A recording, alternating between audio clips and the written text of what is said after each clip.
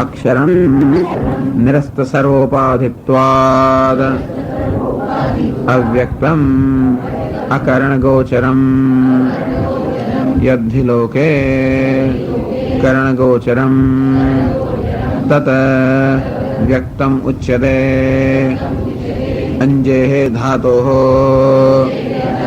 તત્કર્મકત્વાદ ઇદં તુ અક્ષરમ તદ્વિપરીતમ શિષ્ટૈશ્ચ ઉચ્યમાનૈઃ વિશેષણૈઃ વિશિષ્ટમ તત યે ચાપી પર્યુપાસતે તેષામ ઉભયેષામ મધ્યે કે યોગવિત્તમાહ કે અતિશયેન યોગવિદઃ ઇત્યર્થઃ. યે ચ, આમ ચ કહીને એટલે અને વળી એમ કહીને જુદા પાડે છે બીજા ભક્તોને. એ છે અન્ય બી, અને બીજા અન્ય છે. તો હવે એ અન્યમાં શું વિશેષતા છે જેને કારણે લોકો ઉત્તમ અધિકારી છે, કે જે લોકો જેને કારણે નિર્ગુણ બ્રહ્મનું ઉપાસના કરી શકે, કે એનું ધ્યાન કરી શકે, એવી યોગ્યતા એમનામાં છે. તો એમનામાં એવું શું છે વિશેષ? એટલે કહે છે ત્યક્ત સર્વૈષણાઃ સંન્યસ્ત સર્વકર્માણઃ. તો નિર્ગુણ કે નિર્વિશેષ બ્રહ્મ છે, એની ઉપાસના માટેની આવશ્યકતાઓ કહે છે. ત્યક્ત સર્વૈષણાઃ, આમાં કોઈ જાતનું જનૂન નથી એમને કે આ સંન્યાસી વાત કરે છે. બહુ પ્રેક્ટિકલ વસ્તુ છે. આ પણ પહેલું કહ્યું ત્યક્ત સર્વૈષણાઃ, જે સર્વ એષણાઓમાંથી એષણાઓનો ત્યાગ કર્યો છે. ત્યાગનો અર્થ પણ જે લોકો એમનાથી ઉપર ઉઠ્યા. ત્યાગ એટલે છોડવાનું સમજવાનું જ નહીં. ત્યાગ એ કોઈ ક્રિયા છે જ નહીં. ત્યાગનો અર્થ એ છે કે એને ઉપર જેને જોયું છે, જેને એનાથી ઉપરની વસ્તુ કે એનાથી ઉત્કૃષ્ટ વસ્તુને પ્રાપ્ત કરી હોય, એ નિકૃષ્ટ વસ્તુ છૂટી જાય છે. ત્યાગ એટલે શું? ઉપરના પગથિયે ચડે નીચેનું પગથિયું છૂટી જવાનું, તો ત્યાગ કર્યો એમ કહેવાય. પણ એનો નરક ત્યાગ કરવાનો ઉપર પકડીને આપણે નીચે જ પડીએ. એટલે ત્યાગ એટલે શું? ઉપર પકડ્યું હોય તો જ આપણે નીચેનું છૂટે. પછી કે ભાઈ એને છોડી દે. ઉપરનું પકડ્યા પછી હવે નીચેનું પકડી ના રાખે, એવું કહેવાની જરૂર પડતી હોય છે. ઘણા લોકો ઉપરનું પકડ્યા પછી પણ નીચેનું છોડવા નથી માંગતા, એમની કંઈક મુશ્કેલીના કારણે. ત્યારે કંઈક છોડી દે, જોર કરીને છોડી દે. પણ ત્યાં સુધી પણ ત્યાગનો અહીંયા અર્થ આવે તો સમજવાનો કે ત્યક્તૈષણા એટલે શું? બધી એષણાઓમાંથી, બધા પ્રકારની ઈચ્છાઓમાંથી મુક્ત. ઈચ્છાઓથી મુક્ત એટલે સમજવાનું જરૂરિયાતમાંથી મુક્ત. ઈચ્છા હંમેશા કોઈને કોઈ જરૂરિયાતનું જ પ્રદર્શન કરતી હોય છે. હંમેશા વેદાંતમાં એમ કહે કે વેદાંત એટલે કે શાસ્ત્રમાં એમ કહે કે ઈચ્છાઓનો ત્યાગ કરો. ઈચ્છાનો કોઈ ત્યાગ ના કરી શકે. ઈચ્છાનો ક્યારે ત્યાગ થાય? જ્યારે ઈચ્છાના કારણનો ત્યાગ થાય ત્યારે. ઈચ્છાનું કારણ કયું છે? જરૂરિયાત. જ્યાં સુધી જરૂરિયાતો હોય ત્યાં સુધી ઈચ્છાનો ત્યાગ થઈ ન શકે.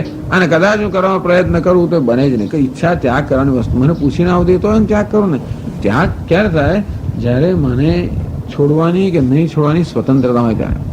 આ વસ્તુ મારા હાથમાં હોય, મેં પકડી રાખી, મળે હું ત્યાગ કરું, બરોબર છે. મેં પકડી રાખી ત્યારે, પણ મેં ન પકડી રાખ્યો હતો, મારા કાનનો હું ત્યાગ કરી શકું? નથી મેં પકડી રાખ્યો, મારે એનો ત્યાગ ન કરી શકું. તેનો ભાવ એ છે કે ત્યાગ કોનો થાય? જે આપણે પકડી રાખ્યો હોય, કે જે કરવામાં આપણો સંકલ્પ હોય. ઈચ્છાઓનો ત્યાગ આપણા સંકલ્પથી થઈ જ ના છે, કારણ કે આપણે પૂછેની ઈચ્છા જન્મતી જ નથી. એટલે કે ઈચ્છા હોવામાં આપણો સંકલ્પ નથી.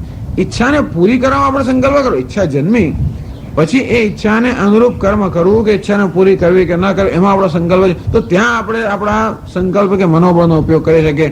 એને દમન કહેવામાં આવે છે.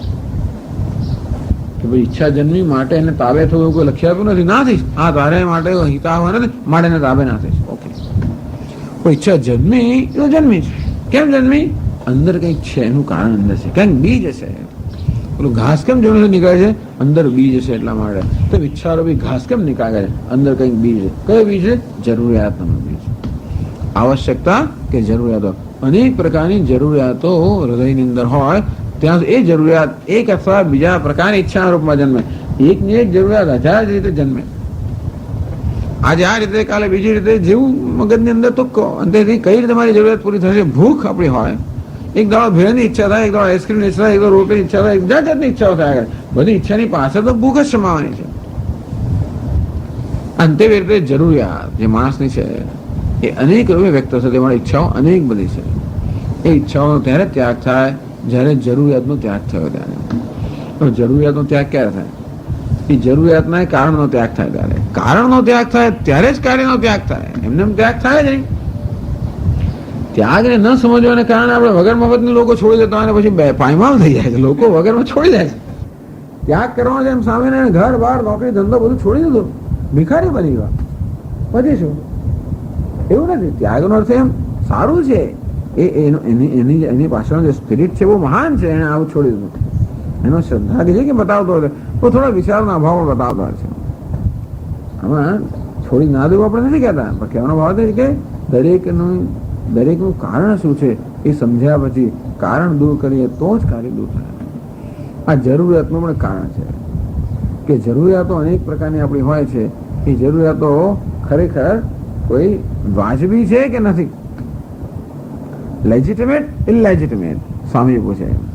આ જરૂરિયાતો શું છે? ઇલેજિટિમેટ, અર્થાત એ વાજબી નથી. એ બધી ઊભી કરાયેલી છે. ખરેખર કોઈ જરૂરિયાતનું કારણ નથી, પણ મન અનેક જરૂરિયાતો ઊભી કરે છે. એવું ઘણી વખત બાળકો, ઘણા લોકો એવું કરતા હોય છે, પોતાનું ધ્યાન દોરવા માટે જાતનું બધું કંઈ કરતા હોય બધું. એમ મન પણ હંમેશા અનેક જરૂરિયાતો ઊભી કરતું હોય છે. તો કરવાની પાછળ કારણ હશે. પાછું કેમ ઊભી કરે? મનને જ્ઞાન નથી. શેનું જ્ઞાન નથી? આત્માનું જ્ઞાન નથી. આ બધી જરૂરિયાતો અજ્ઞાનમાંથી, અવિવેકમાંથી જન્મેલી હોય છે. જરૂરિયાત ક્યારે પૂરી થાય? વિવેક જન્મે ત્યારે. આ કયા લોકો છે? જેમનો વિવેક જન્મ્યો છે. જે લોકો બધી જરૂરિયાતો મુક્ત થયા છે, અને માટે જે લોકો સર્વ એષણાઓમાંથી મુક્ત થયા છે.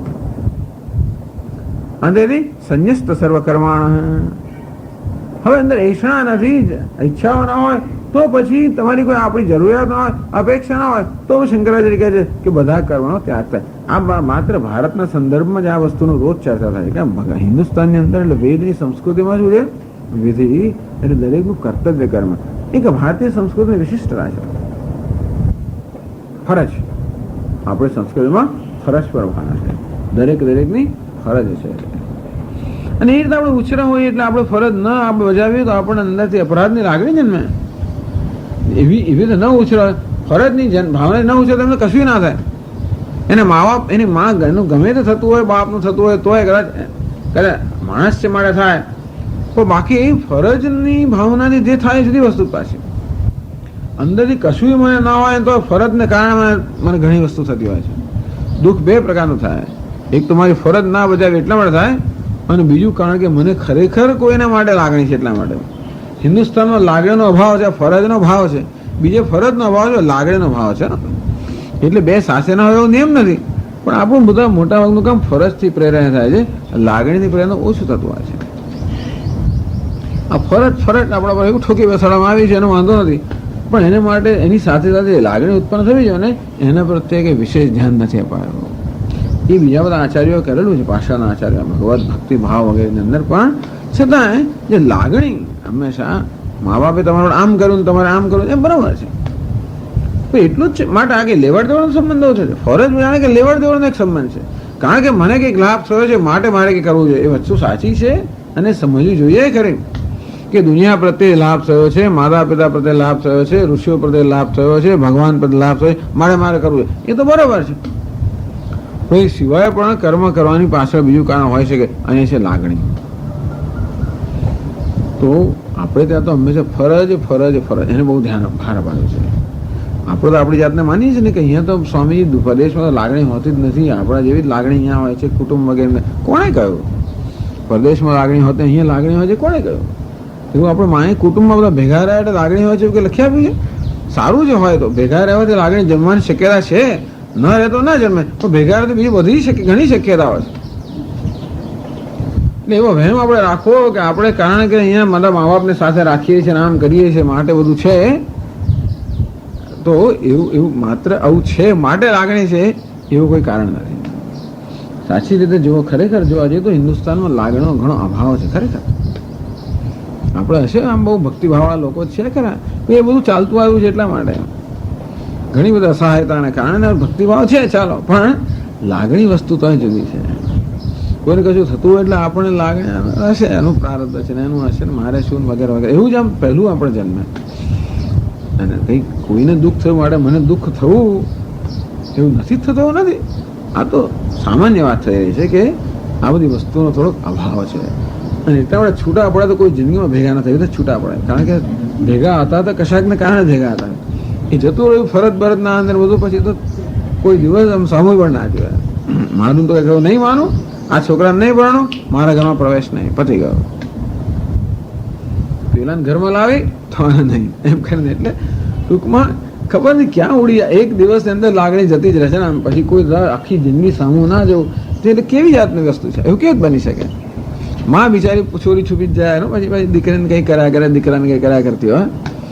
પેલો તો કે એની પાસે તો અહીં તું જ જતી રહી આવું, પણ ક્યાં તારે છોકરાને કરવું છે, તારી દીકરીને તું તારે અહીંયા જરૂર નથી. ચાલો એ બધી વસ્તુઓ અહીંયા બહુ અસ્થાને છે, પણ થતા પણ આ બધું સંન્યસ્ત સર્વ કર્માણા, આ બધાની ભાવાર્થ એ છે કે માત્ર એટલે આપણો કર્મ કરવાની પાછળનું કારણ શું સમજે છે? ફરજ. ફરજ કેમ છે? કારણ કે મારી જરૂરિયાતો છે એટલા માટે. જો મારી કોઈ જરૂરિયાતો ના હોય તો મારી ફરજ નથી, અને માટે મારે હવે એ બધા કર્તવ્ય કર્મ કરવાની જરૂર નથી. ખરેખર તો વસ્તુ એવી છે કે બીજું ઊંચું એક ઉત્કૃષ્ટ કર્તવ્ય મને પ્રાપ્ત થયું છે. એટલા માટે આ સંન્યાસની વાત વારંવાર શંકરાચાર્ય કરતા હોય છે કે જ્યાં સુધી આપણે કોઈ પણ એક સેટઅપના કે કોઈ પણ એક વ્યવસ્થાના ભાગ હોઈએ ત્યાં સુધી વ્યવસ્થાની બધી માગણીઓ આપણા પર રહેવાની છે. કોઈના ઘરમાં રહેતા હોઈએ કે કંઈક કરતા હોય, રોજ ટિફિન આવતો હોય ધારો કે, તો વ્યવસ્થા તો સહી છે. કોઈ તો કંઈક તો ઉપકાર થાય ને, પેલો માણસ લઈ આવે, ઘરનો માણસ લઈ આવે, એટલે આમાં થાય કે ભાઈ એનું કંઈ કરવું તો છે, છેવટે આપણે થાય તો ખરું જ ને.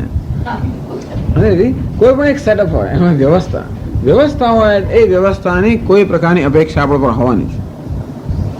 અને તેથી અને આપણામાં ફરજની લાગણી હોવાને કારણે આપણે સેલ્ફ કોન્શિયસ એટલે આપણે એવા પણ નિષ્ઠ કે પ્રામાણિક હોવાને કારણે આપણે પણ મનમાં લાગે કે નહીં મારે કરવું જોઈએ, તો એ કરે છે. અને તેથી એવા મનમાં જ્યારે એ પ્રકારની વૃત્તિઓ હોય ત્યારે એ મન આ નિર્ગુણ કે નિરાકારનું, એ સાકારનું ચિંતન કરી શકે, નિરાકારનું ચિંતન ના કરી શકે. ટૂંકમાં શંકરાચાર્ય મહારાજના એક જ વસ્તુ કહેવી છે કે સર્વવ્યાપી તત્વ છે એની ઉપાસના કરવા માટે કર્મને કોઈ વિરોધ નથી, પણ જે સર્વ અતીત તત્વ છે એની ઉપાસના ત્યારે થઈ શકે જ્યારે આપણું મન બધા પ્રકારની માગણીમાંથી મુક્ત થયું હોય. માગણી એટલે કર્તવ્યની ભાવનામાંથી. એનો અર્થ સર્વ કર્મ સંન્યાસ. એમને કર્મ સામે કે વિરોધ નથી, કર્તવ્ય સામે વિરોધ નથી, પરંતુ જે પ્રકારનું હવે પ્રોજેક્ટ, જે પ્રકારનું ધ્યેય એમના હાથમાં લીધેલું છે એ કેવા છે? અવ્યક્તાસક્ત ચેતસામ, જે અવ્યક્ત છે અર્થાત જે બધા ઇન્દ્રિય મનની મર્યાદિત પર છે એવા તત્વનું જ્યારે એનું ઉપાસના કે એનું અનુસંધાન થતું હોય, એ અનુસંધાન કરવા માટે પછી તો મન બધી જ રીતે મુક્ત હોવું જોઈએ. એટલા માટે એમનો આગ્રહ હોય છે કે બધા કર્તવ્યમાંથી મન મુક્ત હોય. જો આની ઉપાસના થતી હોય તો, જો સગુણ બ્રહ્મની ઉપાસના થતી હોય તો એવો આગ્રહ નથી કે કર્મનો ત્યાગ થવો જોઈએ, પણ નિર્ગુણ બ્રહ્મની ઉપાસના થતી અનુસંધાન અહીં ઉપાસના તે અનુસંધાન થતું હોય, એ અનુસંધાન કોણ આપણું મન બરોબર ત્યાં જ જોઈએ ને. તેથી જે બધે ફેલાયેલું છે એનું અનુસંધાન કરવાનું ગમે ત્યાં જવું તો ચાલે, પણ જે બધે નથી ફેલાયેલું એ રીતે એનું અનુસંધાન કરવાના બધેથી મારું ચિત્ત નિવૃત્ત થયું તો જ એનું અનુસંધાન થઈ શકે. એટલે અનુસંધાનનો વિષય એવા પ્રકારનો છે કે એને વડે આ પ્રકારની મનની સ્થિતિ જોઈએ, અને તેથી મન બધી પ્રકારની માગણીમાંથી મુક્ત હોવું જોઈએ. એટલા માટે હંમેશા સંન્યાસની વાત શંકરાચાર્ય કરતા હોય છે આ લોકો માટે.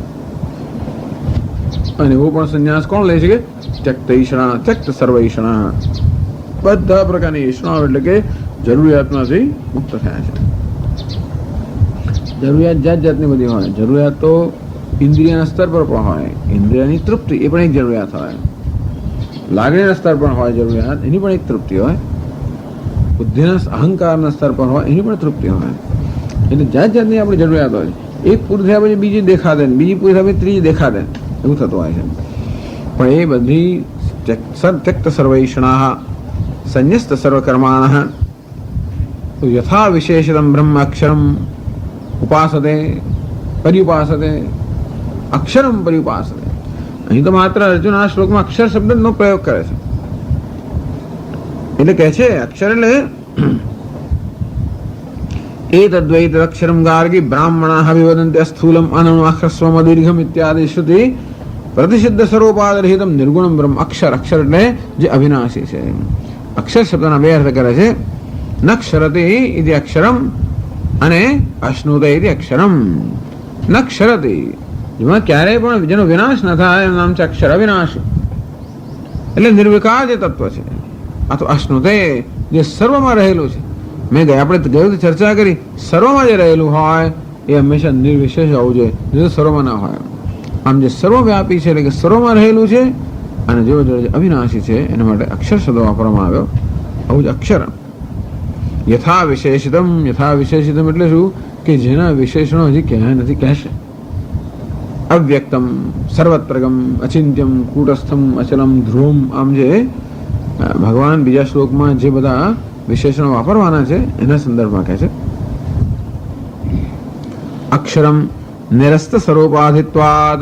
અક્ષરમ ये त्वक्षरम निर्देशम अव्यक्तम पर्युपासते. हमें तो जो कि यहाँ तो ये त्वक्षरम हाँ ये चाप्यक्षरम हाँ ये चाप्यक्षरम अव्यक्तम.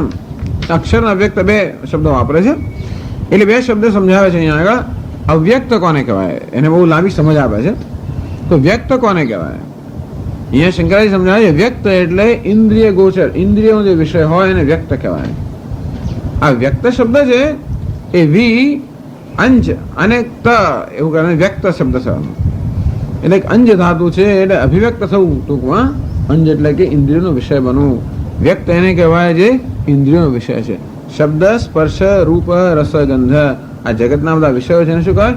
વ્યક્ત વિષયો. કારણ કે બધા ઇન્દ્રિય ગોચર છે. એટલે યદ્ધિ લોકે કર્ણ ગોચરમ તદ વ્યક્તમ ઉચ્યતે. બધા જાણે છે સંસ્કૃતમાં. એટલે યદ્ધિ લોકે કર્ણ ગોચરમ ટૂંકમાં ઇન્દ્રિય ગોચર એટલે આપણે આંખો 5 જ્ઞાનેન્દ્રિયો છે. જ્ઞાનેન્દ્રિયોને ગોચર એટલે જ્ઞાનેન્દ્રિયોનો વિષય જે બની શકે એ બધાને માટે વ્યક્ત શબ્દ વપરાય.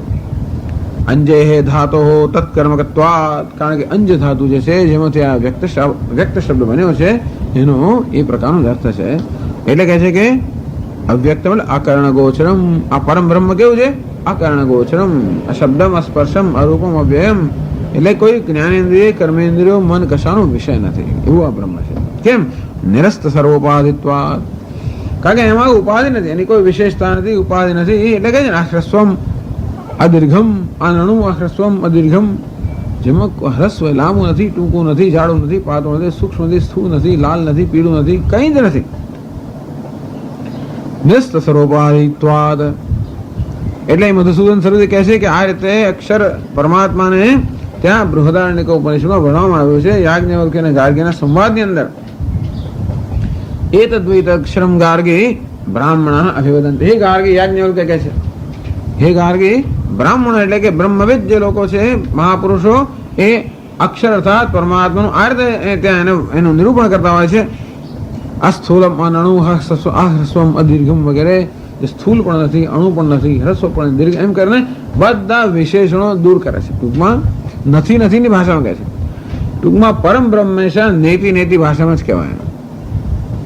સગુણ બ્રહ્મ નહીં પણ નેતિ કોને વાપરે છે? નિર્ગુણ બ્રહ્મ.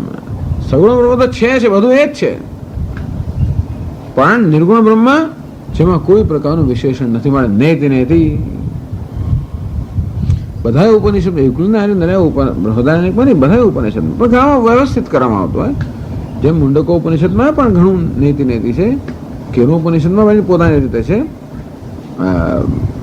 ઈશાવાસી ઉપનિષદમાં પણ છે. કઠોપનિષદ બધા ઉપનિષદમાં હોય છે. પણ ક્યાંક એકદમ ભારપૂર્વક અને બહુ વ્યવસ્થિત કહેવામાં આવ્યું હોય એવું બૃહદારણ્યક ઉપનિષદ છે. આ નેતિ જે શબ્દો છે બૃહદારણ્યક ઉપનિષદમાં આવે છે. એ શબ્દોનો પ્રયોગ બીજા ન થયો હોય પણ એ દ્વારા જે કહેવામાં આવ્યું છે એ બે ઉપનિષદમાં પણ કહેવાતું હોય છે. પણ ટૂંકમાં જ્યારે પરમ બ્રહ્મનું કે પરમાત્મા તત્વનું નિરૂપણ કરવામાં આવે ત્યારે નિરૂપણનું એની એક જ શૈલી છે. આ નહીં, આ નહીં, આ નહીં. બસ. સ્થૂળ પણ નથી, સૂક્ષ્મ નથી, મૂર્ત નથી, અમૂર્ત નથી વગેરે. એનો અર્થ એ થયો કે એ કંઈ જોવાનો વિષય નથી, સાંભળવાનો વિષય નથી, સ્પર્શવાનો વિષય નથી, અરે એ તો ચિંતન નો એટલે મન દ્વારા પણ વિષયકરણનો વિષય નથી. હવે આનું અનુસંધાન ટૂંકમાં ભગવાન અનુસંધાન કરવાનું છે. જે ભગવાન રૂપ છે, ગુણ છે, એનું અનુસંધાન મનને સરળ છે પ્રમાણમાં. એ ક્યારે આગળ ચર્ચા એ ક્યારે સરળ હોય જ્યારે બીજું અનુસંધાન કરતું અટકે ત્યારે. પણ બીજું તો અનુસંધાન કરતા અટકીએ ત્યારે પણ જે ભગવાનના રૂપ ગુણ વિશેષતા છે એનું અનુસંધાન કરવું પ્રમાણમાં સરળ છે. જ્યારે જેનામાં કોઈ ગુણ જ નથી, વિશેષ બધાથી પર જ છે, એનું અનુસંધાન બહુ જ કઠણ છે. એટલે આપણા મન અત્યંત એકાગ્ર જોઈએ, એકદમ સૂક્ષ્મ જોઈએ. અને બધી એષણાઓ અને બધા કર્તવ્ય મનને એકાગ્રતામાંથી વિચલિત કરતા હોય છે. અને માટે તેથી જે મનુષ્ય બધામાંથી મુક્ત છે એવા એ જ એને ઉત્તમ અધિકારી કહેવાય. આવા જ છે ઇદમ તો અક્ષરમ તદ વિપરીતમ શિષ્ટૈશ્ચ ઉચ્ચમાને વિશેષણે વિશિષ્ટમ. વ્યક્ત છે એના કરતા વિપરીતા છે અવ્યક્ત. જે વ્યક્ત નથી એમ અવ્યક્તના બે અર્થ કર્યા છે. અત્યારે જે વ્યક્ત નથી પણ ભવિષ્યમાં વ્યક્ત થઈ શકે એને પણ અવ્યક્ત કહેવાય.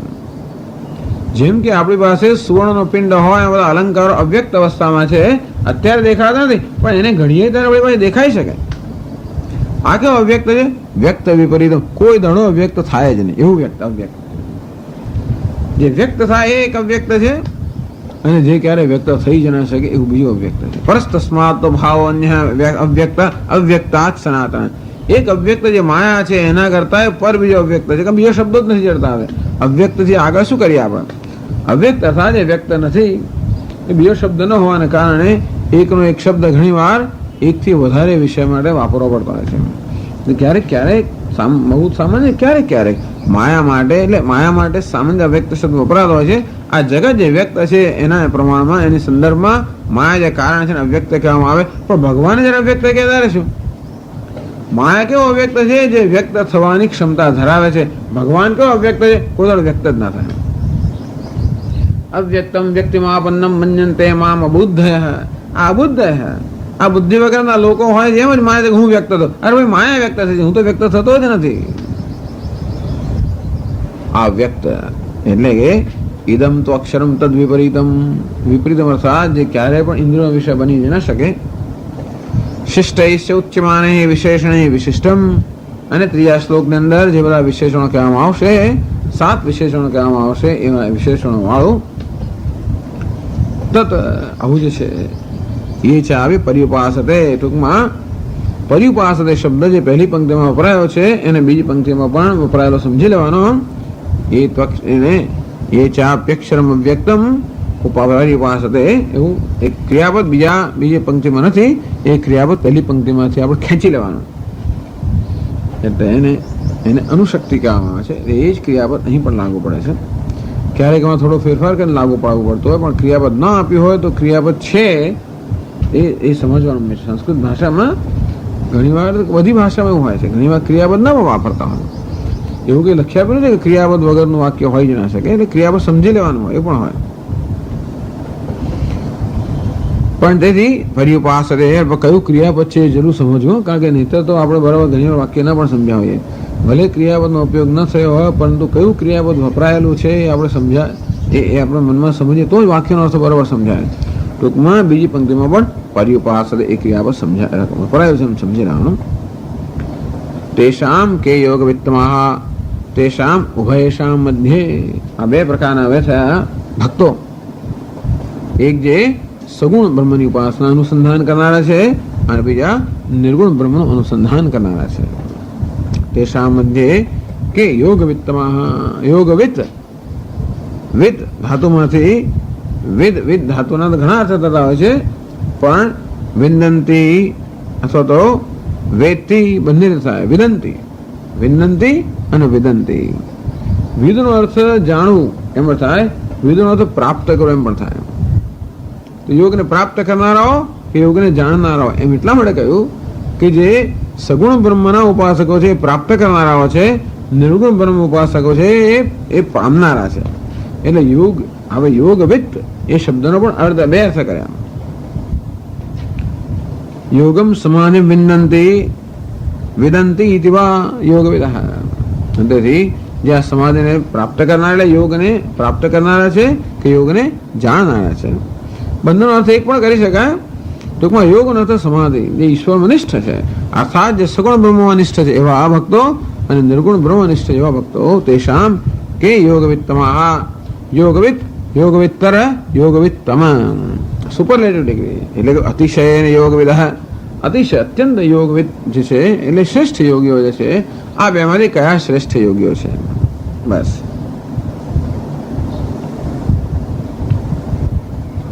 કેશામ જ્ઞાનમ મયા અનુસરણીય ઇત્યર્થ. તો ભગવાન બેમાંથી કોનું મારે અનુસરણ કરવું એ અર્જુનનો પ્રશ્ન છે એવું અદ્વૈત વેદાંતિને સમજાવે છે. પાછા બીજા લોકો બીજું સમજાવે કે જો અર્જુન પૂછે છે કે ભક્તિ સારી ચડિયાતી કે જ્ઞાન ચડિયાતું, સગુણ ભક્તિ ચડિયાતી કે નિર્ગુણ ચડિયાતું, એવા એ રીતે પણ આનો અર્થ કરીને ભક્તિ ચડિયાતી જ્ઞાન નહીં વગેરે વગેરે પણ અર્થ થતા હોય છે. અહીં અર્થ એવો કરવામાં આવ્યો કે અર્જુન પૂછી રહ્યો છે કે આમાંથી કયા પ્રકારની ઉપાસના મારે કરવી, શું ચડિયાતું છે તો સારું કે તોય શું અગત્યની વસ્તુ મારે શું કરવું ને. અને તેથી કઈ કેશામ જ્ઞાનમ મયા અનુસરણીયમ, કોનું જ્ઞાન કે કોની આ જે રીત છે એ મારે એનું અનુસરણ કરવું જોઈએ. અને તેથી અર્જુન આ રીતે પ્રશ્ન કરે છે કે ભગવાન સગુણ બ્રહ્મની મારે ઉપાસના કરવી જોઈએ કે નિર્ગુણ બ્રહ્મ અનુસંધાન કરવું જોઈએ. ભગવાને કહ્યું સંન્યાસી તો બનીશ ને એટલે નિર્ગુણ બ્રહ્મની અનુસંધાન અત્યારે બકાત રાખ્યો છે. કર્મણ્યેવા અધિકાર છે એટલે સગુણ બ્રહ્મનું અનુસંધાન ખરું, કર્મ કરવું એટલે સગુણ બ્રહ્મનું અનુસંધાન, એમ ના કામ કર્મ કર કર્મયોગ કર્મ કર કર કરવું. કર્મયોગ અર્થાત સગુણ બ્રહ્મનું અનુસંધાન, સંન્યાસ અર્થાત નિર્ગુણ. આવું શંકરાચાર્યના ને એમની વ્યવસ્થા આ પ્રકારની છે. એટલે ભગવાન કહે છે કે નહીં, સગુણ બ્રહ્મનું અનુસંધાન તારા માટે શ્રેષ્ઠ છે, કારણ કે જે પ્રકારની મનની અવસ્થા હોય એ પ્રકારે એને ધ્યાનમાં રાખી હંમેશા સાધનનું વિધાન કરવામાં આવતું હોય. એટલે ભગવાન અહીં ખરેખર તો સગુણ ભક્તનું વિધાન કરે છે, વાત સાચી છે. કોના માટે કરે છે? અર્જુન માટે કરે છે, બધા માટે કરે છે એવું નહીં. એનાથી બીજા કોઈ અધિકારીઓ છે જ નહીં એવું નથી, પણ અર્જુન માટે એનું વિધાન જરૂર ભગવાન કરે છે. આપણે કરશું આગળ.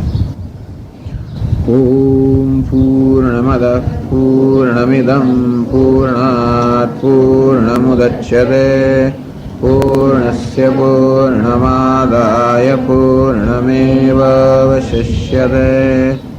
ઓમ શાંતિ શાંતિ શાંતિ. શંકરં શંકરાચાર્યં કેશવં બાદરાયણં સૂત્રભાષ્યકૃતૌ વંદે ભગવन्तૌ પુનઃ પુનઃ. ઈશ્વરો ગુરુરાત્મેતિ મૂર્તિભેદવિભાગિને વ્યોમવદ્વ્યાપ્તદેહાય દક્ષિણામૂર્તયે નમઃ. ઓમ શાંતિ શાંતિ શાંતિ. હરિ ઓમ શ્રી ગુરુભ્યો નમઃ. હરિ ઓમ. ઓમ નારાયણઃ પરો વ્યક્તાદ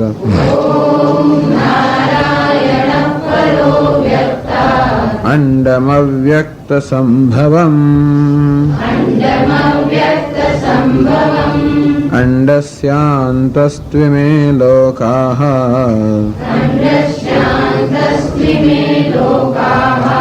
સપ્તદ્વીપા ચ મેદિની.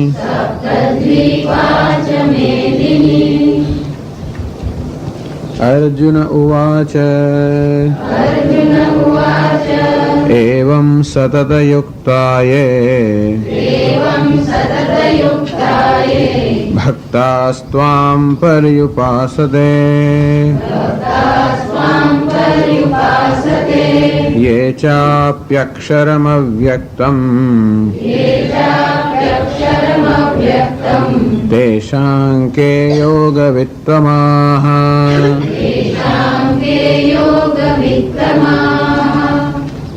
અર્જુન ઉવાચ અનયોઃ ઉભયોઃ પક્ષયોઃ વિશિષ્ટતર બુભુત્સયા. અર્જુન ઉવાચ. અર્જુન ભગવાન यहाँ કહે છે ભગવાન આપે આ બે પ્રકારની ઉપાસનાઓ કહી. એક તો જે આપનું સર્વોપાધિક રૂપ છે, સર્વયોગ ઈશ્વરીય સર્વશક્તિમત આવું જ રૂપ છે એની ઉપાસના આપે ગઈ. અને જો જડે વિધ્વસ્ત સર્વવિશેષણસ્ય સર્વવિશેષણ જેનામાં નથી એવું જે નિરુપાધિક કે પારમાધિક સ્વરૂપ છે એ બંનેની ઉપાસના જ આપે કઈ એ બેમાંથી કયું મારે માટે અનુષ્ઠાન કરવા યોગ્ય છે એવી ઈચ્છાથી હું પૂછી રહ્યો છું. એવં સતત યુક્તાએ ભક્તાસ્ત્વામ યે ભક્તાઃ ત્વામ એવં સતત યુક્તાઃ સંતઃ ભક્તાઃ સંતઃ ત્વામ એવં પર્યુપાસતે. આગળ સતત યુક્તાઃ નૈરંતરેણ ભગવત કર્માદો સમાહિતા પ્રવૃત્તાઃ નિરંતર ભગવત કર્મ આમ મત કર્મકૃત ભગવાનની સેવા કરવી અને ભગવાનને જ પ્રેમ કરો, ભગવાનની ભક્તિ કરવી, ભગવાનને પરમ ધ્યેય તરીકે રાખવું, આ પ્રમાણે નિરંતર જે લોકો એમાં જ પ્રવૃત્ત છે એને સતત યુક્ત ભક્તા અનન્ય શરણાઃ સંતઃ એ પ્રક્રિયામાં પણ જે માત્ર ભગવાનનું શરણ જ બેકુનું શરણ નથી રહેતા. તો આમ પર્યુપાસતે આપને વિશ્વરૂપનું જે પર્યુપાસતે ધ્યાન કરે છે એક થયા અર્થાત આપણા સગુણ બ્રહ્મના ઉપાસકો એ છે. અને એ સિવાય બીજા અન્યેપી બીજાઓ ત્યક્ત સર્વૈષણાઃ સંન્યસ્ત સર્વકર્માણઃ જો સર્વ ઈચ્છાઓમાંથી સર્વ ઈચ્છાઓમાંથી મુક્ત થઈ ગયા છે. ઈચ્છા એટલે ભોગની ઈચ્છા, જે સર્વ ભોગની ઈચ્છાઓથી મુક્ત થઈ ગયા છે. સંન્યસ્ત સર્વકર્માણઃ એને કારણે હવે કોઈ કર્મની આવશ્યકતા ન હોવાને કારણે જેમણે સર્વકર્મનો ત્યાગ કર્યો છે એવા અક્ષરમ પર્યુપાસતે અવ્યક્તમ પર્યુપાસતે. અક્ષર જેના વિશેષણો કહેવામાં આવશે બીજા ત્રીજા શ્લોકની અંદર. અવ્યક્ત છે એક એ અવ્યક્ત શબ્દથી ઘણું બધું કહેવાય, એને જ વ્યક્ત કહેવાય જે ઇન્દ્રિયોનો વિષય હોય, અનુભવનો વિષય હોય. આ ઇન્દ્રિયોનો વિષય નથી એવું પરમ બ્રહ્મ. એટલે ઇન્દ્રિયોનો વિષય જે હોય એવો એક ભગવાન અને ઇન્દ્રિયોનો વિષય ન હોય એવો ભગવાન. તો પેલા ઇન્દ્રિયોનો વિષય જે ભગવાન છે વિશ્વરૂપ એની ઉપાસના કરે છે જે અનુભવનો વિષય છે અને ઇન્દ્રિયોનો વિષય નથી અર્થાત આ મન વાણી કે ઇન્દ્રિયોથી જે પર છે એવો જ પરમાત્મા એનું સતત અનુસંધાન કરે છે. અવ્યક્તમ ઇન્દ્રિયોનો વિષય નથી, અક્ષરમ જ અવિનાશી છે પર્યુપાસતે એનું સતત અનુસંધાન કરે છે. તેષામ કે યોગ વિત્તમાઃ આ બેમાંથી શ્રેષ્ઠ યોગીઓ કોણ છે? કેશામ જ્ઞાનમ મયા અનુસરણીયમ કોનું જ્ઞાન કે કોની ઉપાસનાનું મારે અનુસરણ કરવું જોઈએ. અર્થાત ભગવાન મારી યોગ્યતા પ્રમાણે આપનું શું પ્રિસ્ક્રિપ્શન રેકમેન્ડેશન અર્થાત આપનું શું વિધાન છે, આપનો શું ઉપદેશ છે, આપની શું સલાહ છે કે મારે સગુણ બ્રહ્મની ઉપાસના કરવી જોઈએ કે નિર્ગુણ બ્રહ્મની ઉપાસના કરવી જોઈએ. એક ધ્યાનનો વિષય છે, બીજો જ્ઞાનનો વિષય છે. જે અનુભવનો વિષય હોય એ ધ્યાનનો વિષય હોય, નિર્ગુણ બ્રહ્મ અનુભવનો વિષય નથી માટે એ જ્ઞાનનો વિષય આત્મતયા જાણવાનો વિષય છે. તો આગળ કિમ અનયોહો યોગયોહો મધ્યે સુશક્ય યોગો વા પૃચ્છતે કિમ વા સાક્ષાત મોક્ષ હેતુ ઇતિ વિકલ્પ્ય. અર્જુન જયારે પૂછે કે આ બેમાંથી કોણ ઉત્તમ છે ત્યારે સામેથી અર્જુનને પ્રશ્ન પૂછવામાં આવે છે કે તારા પ્રશ્નનું કારણ શું છે, અર્થાત તારા પ્રશ્નની પાછળ કયા પ્રકારનો તારો અભિપ્રાય છે. આ બેમાંથી જે યોગ કરવો સરળ હોય એ માટે તો પૂછે છે કે બેમાંથી કયો સરળ છે જે હું કરી શકું, અથવા કયો સાક્ષાત મોક્ષનો ઉપાય છે એ હું કરી શકું. એક સાક્ષાત મોક્ષનો ઉપાય છે, બધા સરળ ના પણ હોય, એક સરળ હોય પણ સાક્ષાત મોક્ષનો ઉપાય ન હોય. ઘણી વાર સરળ વસ્તુ હોય તો થોડી સરળ માર્ગ હોય તો લાંબો માર્ગ હોય. આપણે હિમાલયમાં જતા હોઈએ બદ્રીનાથ કે કેદારનાથ વગેરે તો ઘણી વાર પેલા બધા શોર્ટકટ આવે છે, આમ જલ્દી પહોંચાડે ખરા પણ આપણો તો દમ નીકળી જાય જતા જતા, એટલે આપણે વડે લાંબો જ પડે છેવટે. જે લોકો દોડી શકતા હોય ચડી શકતા હોય ફટફટ ચડી જાય, પણ જે લોકો ન ચડી શકતા હોય એ લોકો બિચારા હાંફે, શ્વાસ ખાવો પડે અને 3 વાર પછી બેસવું પડે. એના કરતા પેલા માર્ગે ગયા હોત તો ભલે લાંબો માર્ગ હોય પણ છતાં કદાચ જલ્દી પહોંચ્યા હોત, અને આ ભલે ટૂંકો હોય પરંતુ એનાથી મોડા પહોંચાય જો એ પ્રકારની યોગ્યતા ન હોય તો. દરેક માર્ગ માટેની યોગ્યતા છે, ફિટનેસ યોગ્યતા જોઈએ. કયા પ્રકારની યોગ્યતા એટલે અર્જુન તું શું પૂછે છે, કયો સરળ છે એ સરળતાની દ્રષ્ટિએ ચડિયાતો પૂછે છે કે જે સાક્ષાત મોક્ષનું હેતુ કે કારણ છે એ દ્રષ્ટિએ ચડિયાતો પૂછે. ચડિયાતાપણાની પાછળનો તારો અભિપ્રાય શું છે? કયું ચડિયાતું, કયું સારું, કઈ ગાડી સારી, એટલે કઈ ગાડી આમ બેસવાની આમ બહુ સગવડ ભરી હોય એવી રીતે સારી તો પૂછે તો, કે કઈ ગાડી ઝડપ ચલાઈ જાય એ તો પૂછે છે, કે કઈ ઘણા વર્ષ સુધી ચાલે એ તો પૂછે છે, કઈ રીતે પૂછે છે? આમ સારું એટલે શું?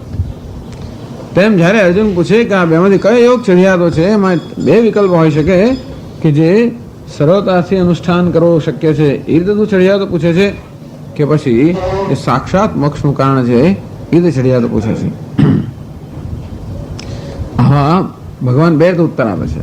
અર્જુનનો પ્રશ્ન આ બંને અભિપ્રાયથી હોઈ શકે એમ માનીને ભગવાન આ બંનેના ઉત્તર ક્રમેણ ઉત્તર ભગવાન હોવા છે ઉત્તવાન, આમ એક પછી એક ભગવાન ઉત્તર આપે છે. પહેલા જે સુશક્યો યોગ કરતો મધ્યે સુશક્ય અર્થાત જે કરવો સરળ છે એ પહેલા કહે છે, અને સાક્ષાત મોક્ષનું સાધન છે એ પછી કહે છે. એટલે એ અભિપ્રાયથી કહે છે. અહીંયા મધુસૂદનજી કહે છે તત્ર સર્વજ્ઞો ભગવાન અર્જુનસ્ય સગુણ વિદ્યાયામેવ અધિકારમ પશ્યન. ભગવાન સર્વજ્ઞ છે, અર્જુનની યોગ્યતા જાણે છે, અંદરથી અર્જુન તો સગુણ વિદ્યાના ઉપાસના માટે યોગ્ય છે એવું જાણીને તમ પરિતામ વિધાસ્યતિ, અર્જુન માટે એનો આદેશ આપે છે, એનો ઉપદેશ કરે છે, એનું વિધાન કરે છે. યથાધિકારમ તારતમ્યોપેતાની સાધનાની. એટલું જ નહીં, પણ સગુણ બ્રહ્મનું ઉપાસના કરવી કે સરળ તો નથી. આ નિર્ગુણ બ્રહ્મને સગુણ બ્રહ્મની ઉપાસના માટે અધિકારીત્વનો ભેદ છે જ, પણ સગુણ બ્રહ્મની ઉપાસનામાં અધિકારીત્વના ઘણા ભેદ છે. આજે સગુણ બ્રહ્મની ઉપાસનાની અંદર પણ ઉત્તમ અધિકારી, ઓછો અધિકારી, એથી ઉતરતો, એથી કનિષ્ઠ એવો પણ અધિકારી હોઈ શકે. આમ સગુણ બ્રહ્મની ઉપાસનામાં પણ મનુષ્યની કેટલી માનસિક પરિપક્વતા છે એ પરથી કયા સાધનને અપનાવવા જોઈએ. યથાધિકારમ તારતમ્યોપેતાની સાધનાની મય્યેવ મનાધસ્વ મયી બુદ્ધિમ નિવેશય નિવસિષ્યસી મય્યેવ અત ઉર્ધ્વમ સંશય. ઉત્કૃષ્ટ સગુણ બ્રહ્મનો ઉપાસક અથૈતપ્ય શક્યોસી, એ ન થઈ શકતો હોય તો અથ ચિત્તમ સમાધાતું ન શક્નોસી મયી સ્થિરમ, પણ તું તારા ચિત્તને મારામાં સ્થિર ન એકાગ્ર કરી શકતો હોય તો અભ્યાસ યોગ. એ પણ ના કરી શકતો હોય સર્વકર્મ અને સમર્પણ કર. એ પણ નહીં કરી શકતો હોય તો કર્મફળનો ત્યાગ કરે. એમ કરીને એમાં પણ એટલે આ જે બધા તારતમ્ય ચડિયાતનું ઉતરતું છે એ સગુણ બ્રહ્મની ઉપાસના માટેનું પણ અધિકારીત્વ એમાં તારતમ્ય બતાવે છે. ટૂંકમાં મુખ્યત્વે ભગવાન આ અધ્યાયમાં સગુણ બ્રહ્મની ઉપાસનાનું નિરૂપણ કરે છે. શેને મળે? કારણ કે અર્જુન મળે એ સુશક્ય છે. આમ નિર્ગુણની ઉપાસના અનુસંધાનનું સતત નિરૂપણ થયેલું જ છે અને થશે પાછું, પણ આ અધ્યાયમાં મુખ્યત્વે ભગવાન સગુણ બ્રહ્મની ઉપાસનાનું નિરૂપણ કરે છે અર્જુનને એનું વિધાન કરવા માટે. પણ છેવટે વળી પાછા નિર્ગુણ બ્રહ્મના જે ઉપાસકો ભક્તો છે એના લક્ષણ કહે છે. એ મોક્ષ એટલે શું એનું વર્ણન છેલ્લે કરે છે.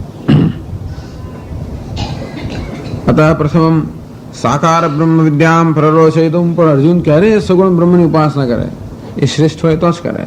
તેથી ભગવાન એ સગુણ વિદ્યાની, એ સગુણ ભક્તિની સ્તુતિ કરે છે. શેના માટે? પ્રરોચયિતુમ, અર્જુનમાં રુચિ ઉત્પન્ન કરવા માટે. અંતેથી એમ કહે છે એ અર્જુન આ સગુણ બ્રહ્મનો ઉપાસકો છે એ શ્રેષ્ઠ છે. એમ એટલા માટે કહે છે એ અર્જુનમાં રુચિ ઉત્પન્ન થાય, અંતેથી એનું અનુષ્ઠાન કરી શકે. એ રીતે આખો આ ક્રમ સમજવાનો છે. ટૂંકમાં અદ્વૈત વેદાંત આચાર્યો આ અધ્યાય કેમ સમજાવે એનો આ પ્રકારનો ક્રમ છે. બીજું તો વાંચો વળી બીજી પ્રકારે સમજાવતો હોય, પણ જ્યાં તાત્પર્ય અદ્વૈતમાં છે ભગવદ્ ગીતાનું, તો અદ્વૈત જે તાત્પર્ય હોય ત્યાં જ્ઞાન એનું સાધન હોઈ શકે. જો ભક્તિનો અર્થ હંમેશા ભક્તને ભગવાન જે દ્વૈત એવો કરવામાં આવે તો ભક્તિ ક્યારે પણ એ મોક્ષનું અંતિમ સાધન ન હોય. એ ભક્તિમાં જે દ્વૈત હોય તો એ ભક્તિ જ્ઞાન લક્ષણા ભક્તિ હોય, જ્યાં એ દ્વૈતનું પણ છેવટે લય થઈ જતો હોય તો વાંધો નથી. એટલા માટે જ્યાં સર્વ દ્વૈતનો લય થઈ જતો હોય, ધ્યાતા ધ્યાન ધ્યેય સર્વ લય થઈ જતો હોય, એ પ્રકારનું જે જ્ઞાન છે એ જ સાક્ષાત મોક્ષનું સાધન છે. અને એ ભગવદ્ ગીતાનો મુખ્ય વિષય છે, બહુ ઊંચો વિષય છે. ઉપનિષદોનો અને ભગવદ્ ગીતાનો બહુ ઉત્કૃષ્ટ વિષય છે. સામાન્ય મનુષ્યની પહોંચની બહાર છે. અને છતાં પણ એના વગર છૂટકો ન હોવાને કારણે છેવટે તો ભગવાન એનું જ ડિસ્ક્રિપ્શન આપે, અર્થાત એનું જ વિધાન કરે. એની પૂર્વ તૈયારી રૂપે આ સગુણ ઉપાસના. એની પણ પૂર્વ તૈયારી રૂપે કર્મયોગ. આ રીતે ભગવાન તારતમ્ય પણ કહેતા હોય છે. કર્મયોગમાં કર્મફળનો ત્યાગ, પછી કર્મનો ત્યાગ, પછી ઉપાસના અભ્યાસ, પછી એકાગ્રતા અને પછી નિર્ગુણ બ્રહ્મનું અનુસંધાન. આ પ્રકારનો ક્રમ ભગવદ્ ગીતામાં ભગવાન બતાવે છે, જેથી દરેક સાધક કે જિજ્ઞાસુ પોતાના અધિકાર પ્રમાણે એ સાધનનું અનુષ્ઠાન કરી શકે અને પછીના સાધન માટેની પણ એ ભૂમિકા રચી શકે.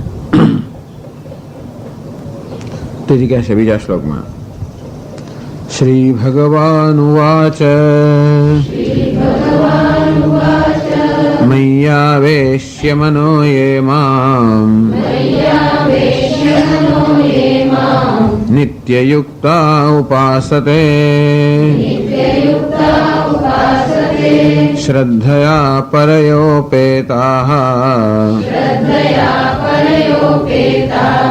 તે મે યુક્તતમા મતાઃ.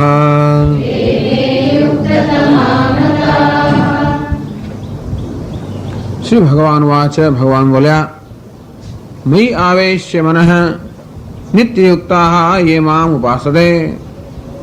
નિત્યયુક્તાઃ સતત મારામાં જ જોડાયેલા, મનઃ મયી આવેશ્ય મનને મારામાં જ પ્રવેશિત કરીને પ્રવિષ્ટ કરીને, પરયા શ્રદ્ધયા ઉપેતાઃ અને પરમ શ્રદ્ધાયુક્ત, પરમ શ્રદ્ધા સહિત અને સતત મારામાં જ જોડાયેલા રહીને મારામાં જ જે લોકો પોતાના મનને પ્રવિષ્ટ રાખે છે, તે મેં યુક્ત તમામતઃ મારી દ્રષ્ટિએ એ શ્રેષ્ઠ યોગ્યો છે. એટલે આ શ્લોકનો અર્થ કરે છે સગુણ બ્રહ્મની ઉપાસના. કારણ કે આગળ અક્ષરમ અને નિર્દેશ્યમ વગેરે આવે છે. એટલે આ જે મય એટલે કે મારામાં, મારામાં એટલે કયા મારામાં? એ તો મારામાં એટલે વિશ્વરૂપ સમજવું, ચતુર્ભૂત સમજવું, દ્વિભૂત તો જાણે જવા દે, વિશ્વરૂપ જ આપણે સમજીએ. ગયા વખતે ચર્ચા કરી એમ 11મા અધ્યાયના છેલ્લા શ્લોકોમાં બહુ સ્પષ્ટ થાય છે કે આ વિશ્વરૂપનું ઉપાસનાનું વિધાન ભગવાન કરી રહ્યા છે. પણ તોય મય એટલે કયો? નિર્ગુણ બ્રહ્મ કે સગુણ બ્રહ્મ? ભગવાન તો હું એમ કે એટલે કયો હું સમજવાનો? પણ પછીથી અક્ષરમ અનિર્દેશ્યમ અવ્યક્તમ સર્વત્રગમ વગેરે કહે છે. એટલે જે સર્વ ઉપાધિ અતીત છે એનું પછી એનું વર્ણન કરવામાં આવે છે કે પછી એનો નિર્દેશ થાય છે. માટે આ કયા છે? તો કે આ સગુણ બ્રહ્મની ઉપાસનાની વાત છે. શ્રદ્ધયા પરયા ઉપેતા, એ પરમ શ્રદ્ધા પણ ત્યાં જ જોઈએ. જે આપણા જ્ઞાનનો વિષય હોય ત્યાં શ્રદ્ધા, તો શ્રદ્ધાનું કામ થઈ ગયું. શ્રદ્ધાવાન લભતે જ્ઞાન, શ્રદ્ધાથી જ્ઞાન થાય. પણ જ્ઞાન ન થયું ત્યાં સુધી શ્રદ્ધાની આવશ્યકતા છે. એ દ્રષ્ટિએ પણ શ્રદ્ધયા પરયા ઉપેતા, એ શ્રદ્ધા બતાવે છે કે હજી આ સગુણ બ્રહ્મની ઉપાસના માટેનો શ્લોક છે. તો શંકરાચાર્ય સમજાવે ભાષ્યમાં 286મો પાઠ. એમાં બીજા શ્લોકની પહેલા પણ છે ભગવાન એમનું શંકરાચાર્યનું વાક્ય એ પણ વાંચીશું. યે તો અક્ષરોપાસકાઃ સમ્યક દર્શિનઃ નિવૃત્તૈષણાઃ તે તાવત તિષ્ઠન્તો તાન પ્રતિ યદ વક્તવ્યમ તદ ઉપરિષ્ટાદ વક્ષ્યામઃ યે તુ ઇતરે. એટલે સમજાયું કે ભગવાન બે વિકલ્પ કરે છે કે અર્જુન તું કયો પ્રશ્ન પૂછે છે? જે સરળતાથી અનુષ્ઠાન થાય એ માટેનો પ્રશ્ન કરે છે કે સાક્ષાત મોક્ષનું સાધન એ માટેનો પ્રશ્ન કરે છે યોગનો? એટલે કહે છે યે તો અક્ષરોપાસકાઃ સમ્યક દર્શિનઃ નિવૃત્તૈષણાઃ તે તાવત તિષ્ઠન્તુ. જે અક્ષરોપાસકાઃ, જે અક્ષર અવિનાશી પરમાત્માની ઉપાસના કરનાર છે, અર્થાત જે પારમાર્થિક કે સદઅતીત સ્વરૂપની ઉપાસના, એ અક્ષર હોઈ શકે.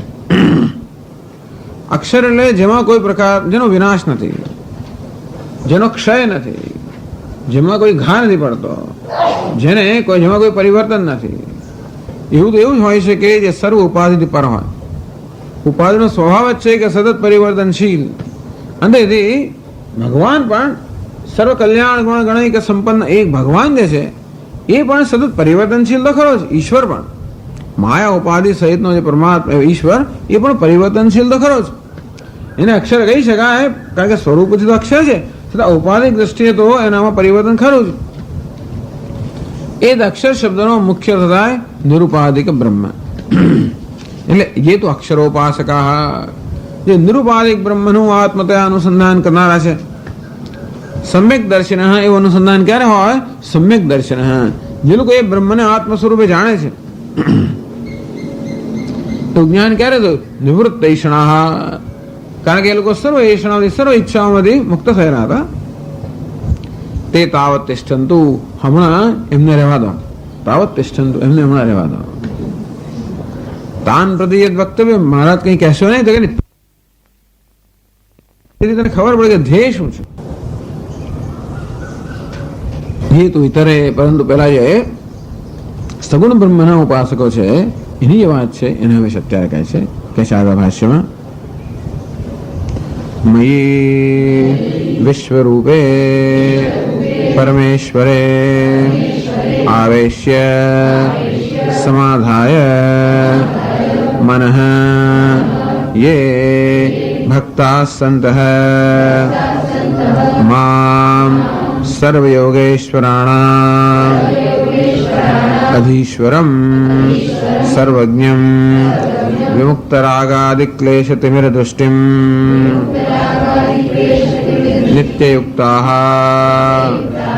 અતીત અનંતર અધ્યાયાંત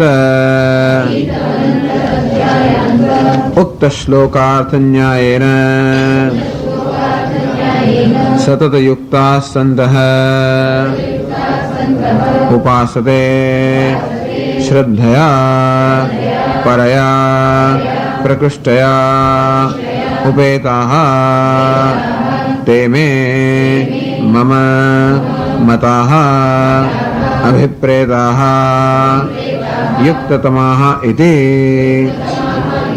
નૈરંતર્યેણ હિ તે મચ્ચિત્તતયા અહોરાત્રમ અતિવાહયન્તે અતઃ યુક્તમ તાન પ્રતિ યુક્તતમઃ ઇતિ વક્તુમ. મયી આવેશ્ય મનઃ, મયી એટલે કે મારામાં, મારામાં એટલે કોનામાં? મયી વિશ્વરૂપે પરમેશ્વરે. વિશ્વરૂપ પરમેશ્વર શું? એમાં જેમણે પોતાના મનને પ્રવિષ્ટ કર્યું છે. આવેશ્ય અનન્ય શરણતયા નિર્દિશય પ્રિયતયા છે પ્રવેશ્ય. તો ભગવાનમાં સતત મન કેમ પ્રવિષ્ટ કરી શકે? ભલે વિશ્વરૂપ ભગવાન છે અને છતાં વિશ્વરૂપ એટલે સર્વત્ર છે, અને છતાં પણ ભગવાન ક્યારે યાદ આવે? એને કહે છે અનન્ય શરણતયા. ઈશ્વરનું જેણે શરણ લીધું છે, ઈશ્વરનું શરણ લેવું અર્થાત શરણનો એવો જ અર્થ થયો કે ઈશ્વર પ્રત્યે કોઈ પ્રકારનો આપણને વિરોધ નથી. એનું નામ શરણ. એટલે કે ઈશ્વર જે કરતો હોય કે જેવો છે તેવો ઈશ્વર બરોબર છે, તો જ આપણે શરણ કહીએ. આમ જયારે કહેવામાં આવે કે બધું જ નિયમ ઓર્ડરમાં છે, જગત જે કંઈ છે બધું વ્યવસ્થિત છે, નિયમિત છે, અર્થાત નિયતિ પ્રમાણે ચાલી રહ્યું છે, એટલે કે એ નમઃ, એ નિયતને હું નમસ્કાર કરું છું, એ નિયતને નિયતરૂપ ઈશ્વરને હું શરણ લઉં છું. એટલે જે છે એને હું પ્રેમથી સ્વીકારી લઉં છું. નિરતિશય પ્રિયતયા. એવું શરણ પણ ક્યારે શક્ય હોય? એમને તો શરણ આપણે લઈએ તો પણ એ ક્યાં સુધી ચાલે? જ્યાં સુધી આપણે અનુકૂળ હોય ત્યાં સુધી. પણ એ ઈશ્વર જે કરી રહ્યો હોય કે ઈશ્વર જેવો હોય એ ધારો કે આપણા અભિપ્રાય પ્રમાણે કે આપણી અનુકૂળતા પ્રમાણે ન હોય તો ક્યારે શરણ લઈ શકીએ? જ્યારે નિરતિશય પ્રેમ હોય ત્યારે. એટલે આ જે ભક્તની વાત કરે છે એ ભગવાનના ઉત્કૃષ્ટ ભક્તો છે. નિરતિશય પ્રિય થયા. નિરતિશય એટલે જેનાથી ચઢિયાતું કઈ નથી, નામ નિરતિશય. અતિશય એટલે ચઢિયાતું. નિરતિશય એટલે જેને ચઢિયાતું એવો પ્રેમ જરા હોય. એટલે આ જાતની ભક્તિ એટલે ધીમે ધીમે થાય. જેટલા ઊંચે પ્રેમ હોય એટલા ઊંચે શરણાગતિ હોય, એટલા ઊંચે સ્વીકાર હોય, એટલા ઊંચે મનમાં કોઈ પ્રકારનો વિરોધ વગેરે ન જન્મે, તો એટલા ઊંચે મારું મન એની અંદર નિષ્ઠ હોઈ શકે. મારું મન પ્રવિષ્ટ ક્યારે હોઈ શકે? જ્યારે એની સાથે હું ટ્યુનઅપ થયેલો હોઉં ત્યારે.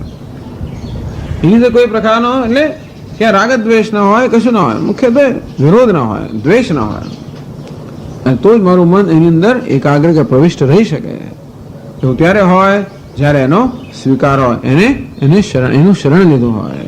એ ક્યારે હોય? જ્યારે એની પ્રત્યે પ્રેમ હોય. એટલે જ પરયા શ્રદ્ધયા ઉપેતા. આગળ કહે છે ત્યારે પરમ શ્રદ્ધા હોય. પરમ શ્રદ્ધા, શ્રદ્ધાને પણ ભગવાન એક પરમ વિશેષણ આપે છે. શ્રદ્ધા અનેક પ્રકારની હોય એટલે પરમ શ્રદ્ધા યુક્ત જે લોકો છે એ આ રીતે ભગવાનમાં સતત એના મનને પ્રવિષ્ટ કરી શકે. જે કંઈ હોય ઈશ્વર છે એ સ્વીકાર કરો. પ્રસાદ બુદ્ધિ પણ આ જ છે.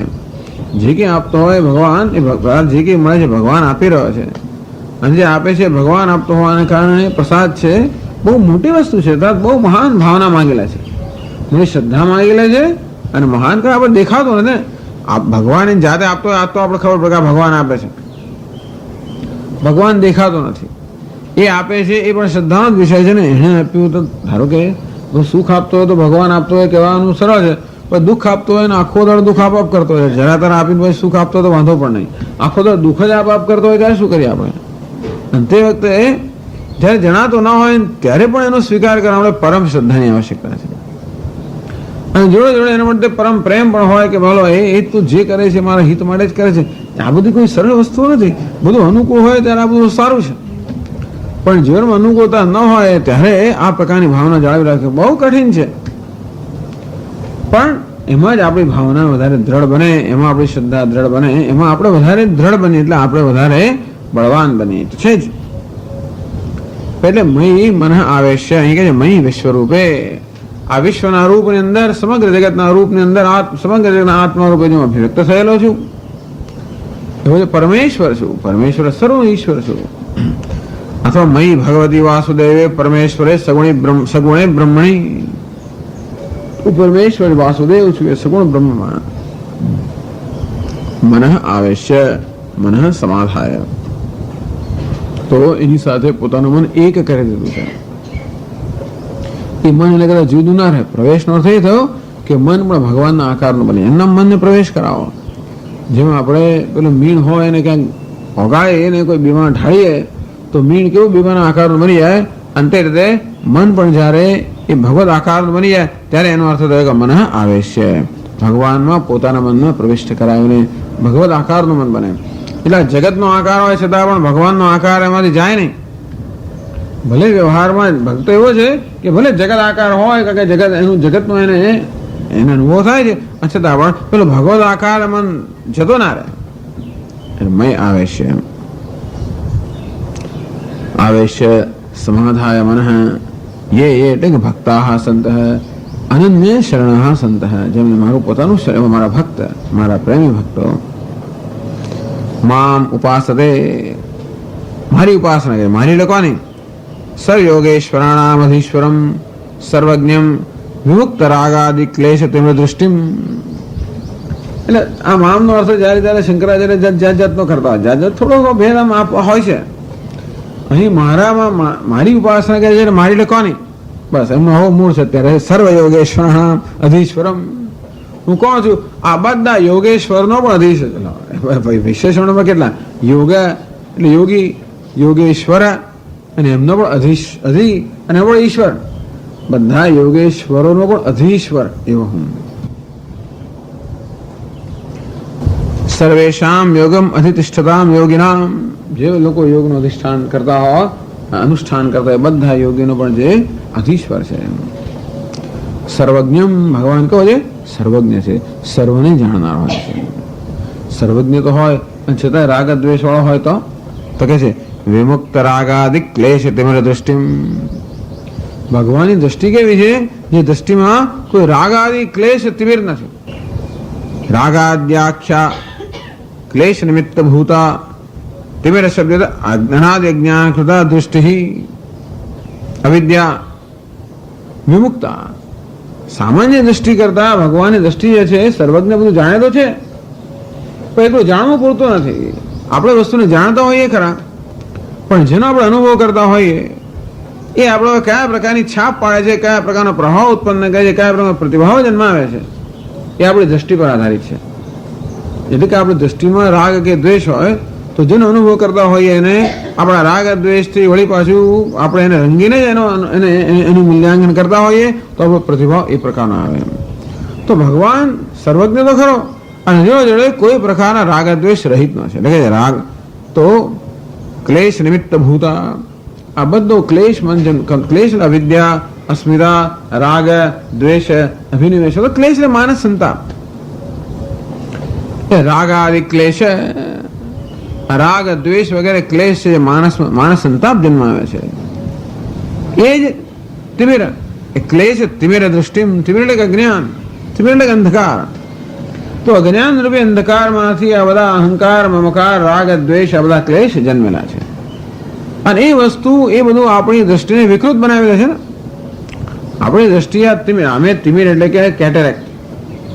તો જયારે કેટેરેક્ટ થયું, આપણા મોતિયો આવ્યો હોય તો આપણી દ્રષ્ટિ કેવી બની જાય, ક્યાં તો આપણે જોઈ જ ના શકીએ, અને કદાચ જોઈ શકીએ તો પણ હોય એના કરતાં આપણે ઉલટું સુલટું બીજું દેખાય.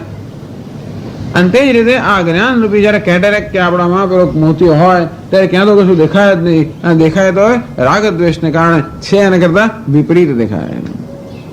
તો ભગવાન દૂર જાણનારો હોય કરો, પણ આવું વિકૃત કરીને જાણતો હોય તેને શું કરવાનો? તો કે નહીં, વિમુક્ત રાગ આદિ ક્લેશ તમારી દ્રષ્ટિ, જેની બુદ્ધિ કોઈ રીતે વિકૃત થયેલી નથી. બુદ્ધિ કેવી છે? સ્પષ્ટ છે, કોઈ પ્રકારના પક્ષપાત વગરની, રાગ દ્વેષ વગરની, અને જે સર્વજ્ઞ છે એવો ઈશ્વર, એની ઉપાસના કરે છે. અથવા તો સમસ્ત કલ્યાણ ગુણ નિલયમ, જે સર્વ કલ્યાણ ગુણનો એકમાત્ર નિલય છે એવો જે ભગવાન છે. મયી આવેશ્ય મનોયમામ ભક્તાઃ સંતઃ મામ ઉપાસતે. કેવા? નિત્યયુક્તાઃ, સતત મારામાં જોડાયેલા રહે.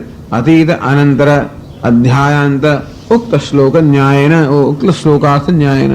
ટૂંકમાં 11મા અધ્યાયમાં છેલ્લો જે શ્લોક કહેવામાં આવ્યો, મત કર્મકૃત મત પરમઃ મત ભક્ત, એ ન્યાયથી, ન્યાયનો અર્થ છે કે એ પ્રકારના અનુષ્ઠાનથી, એ ન્યાય એટલે નિયમ અને અનુષ્ઠાનમ, એ પ્રકારે જીવનમાં અનુષ્ઠાન કરે છે એટલે નિત્યયુક્ત છે. આમ ભગવાનમાં જો આપણે ભગવાનમાં જોડાયેલા હોઈએ ક્યારે? જ્યારે આપણા વ્યક્તિત્વના બધા જ પાસાઓ ભગવાનમાં કેન્દ્રિત થયા હોય. કર્મ કરતી વખતે મત કરો, ભગવાન માટે કર્મ થાય છે તો જોડાયેલા છે. સ્નેહથી આપણે વિચાર કરતા હોઈએ તો ભગવાન વિચાર કરતા હોઈએ તો જોડાયેલા છે. જીવનમાં આપણે બુદ્ધિથી વિચારે કે જીવનનો શું ધ્યેય છે, એમાં જો ભગવાન ધ્યેય હોય તો બુદ્ધિ વડે પણ જોડાયેલા છે. પ્રેમ કોને કરું છું? ભગવાને પ્રેમ કરતો હૃદયથી જોડાયેલા છે. કર્મ કોને માટે કરું છું? એને માટે કરતો કર્મથી જોડાયેલા છે. આમ આપણું સક્રિય વ્યક્તિત્વ, લાગણીશીલ વ્યક્તિત્વ, બૌદ્ધિક વ્યક્તિત્વ, આ ત્રણેય સ્તરે ભગવાન જયારે કેન્દ્ર હોય ત્યારે નિત્યયુક્તા. બસ પછી તો એવું તો આ સિવાય તો કઈ હોય જ નહીં ને, એ તો ઊંઘતા હોઈએ છીએ એટલે ત્યારે ભગવાન જોડાયા છીએ જ. બધી જાગ્રત અવસ્થાની અંદર ક્યાં તો હું આ ઉપાધિ એટલે કે ઇન્દ્રિયના સ્તરે કામ કરતો હોઉં, સક્રિય હોઉં, ક્યાં તો લાગણીશીલ હોઉં, ક્યાં તો બુદ્ધિથી વિચારતો હોઉં. આ સર્વ સ્તરે જયારે ઈશ્વર જ કેન્દ્ર હોય ત્યારે નિત્યયુક્તા. એટલે શંકરાચાર્ય કહ્યું કે આગળના અધ્યાયના અંતની અંદર જે શ્લોક કહેવામાં આવ્યો એ શ્લોકનો જે અર્થ છે એ પ્રમાણે સતત અનુષ્ઠાન કરનારા અને તેથી ભગવાનમાં જોડાયેલા નિત્યયુક્તા. સંત ઉપાસતે, એ ઉપાસનાનો શબ્દ બીજા પછીના શ્લોકમાં સમજાવે છે. મારી ઉપાસના કરે છે, ધ્યાનથી મારું ધ્યાન કરે છે, મારું સેવન કરે છે. પછી શ્રદ્ધયા પરયા ઉપેતા, પરમ શ્રદ્ધા સહિતના ભક્તો છે. એટલે શ્રદ્ધા આપણે એક આંતરિક બળ આપે છે જેથી આપણે આપણા માનથી ચલાયમાન ન થઈ જઈએ. આપણે ઉત્સાહપૂર્વક કશાનો પ્રારંભ કરીએ ખરા, પણ પછી જો આપણી શ્રદ્ધા ડગી જાય તો પછી આપણે બધું જ ડગી જવાનું છે. આ બધો પ્રયત્ન બધું ત્યારે શક્ય બને જ્યારે આપણામાં શ્રદ્ધા હોય ત્યારે. એટલે કે પરયા શ્રદ્ધયા ઉપેતા, સામાન્ય શ્રદ્ધા પણ નહીં, પરમ શ્રદ્ધા. સાત્વિક્યા શ્રદ્ધયા ઉપેતા, પેલી એક તમોગુણી શ્રદ્ધા છે, તામસી શ્રદ્ધા છે, રાજસી શ્રદ્ધા છે, સાત્વિકી શ્રદ્ધા. એ સાત્વિકી શ્રદ્ધાનો અર્થ એવો કે આપોઆપ ભગવાન વડે સ્વાભાવિક પ્રેમ હોય. રાજસી શ્રદ્ધાનો અર્થ એવો થયો કે સ્વાભાવિક રીતે જ હંમેશા સંપત્તિ, પ્રતિષ્ઠા, બળ એના માટેનો પ્રેમ હોય. તામસી શ્રદ્ધા એટલે હિંસા માટે, એવું માટે સ્વાભાવિક પ્રેમ હોય. તો આ કેવી શ્રદ્ધા છે? સાત્વિકી શ્રદ્ધા. ઈશ્વર માટે સ્વાભાવિક પ્રેમ છે.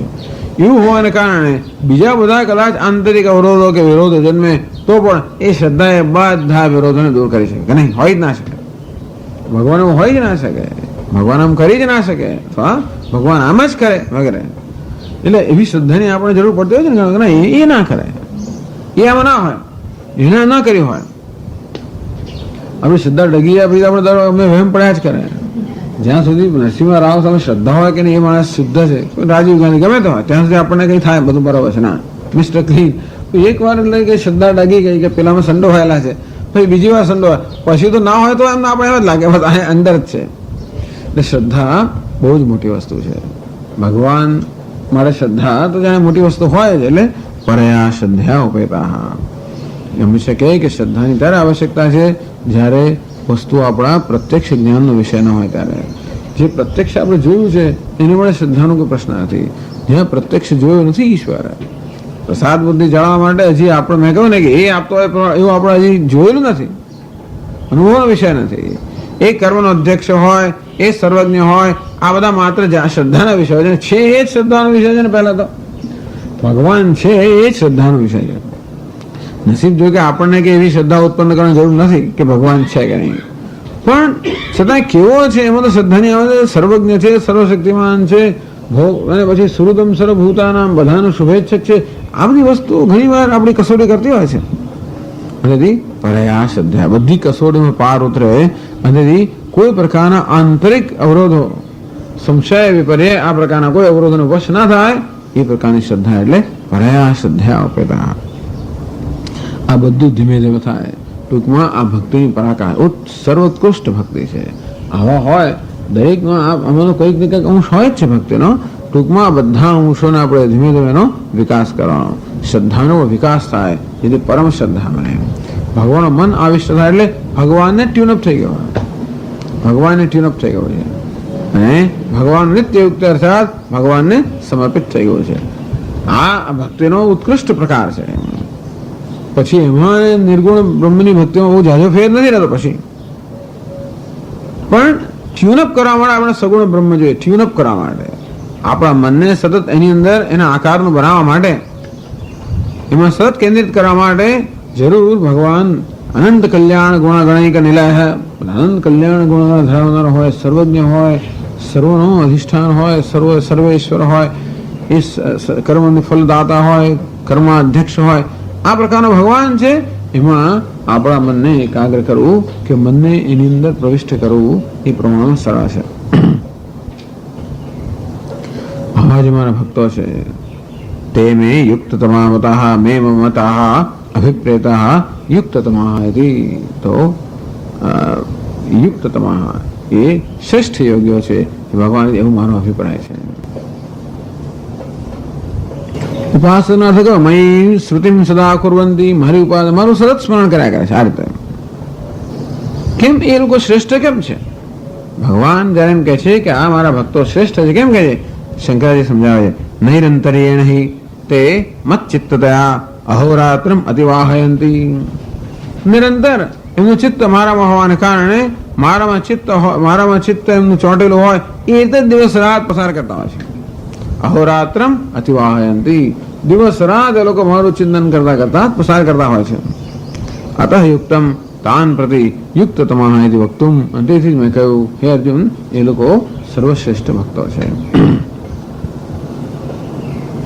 તે સદા મદાસક્ત ચિત્તતયા મામે વશ્યાંતર વિમુખા ચિંતયંતઃ.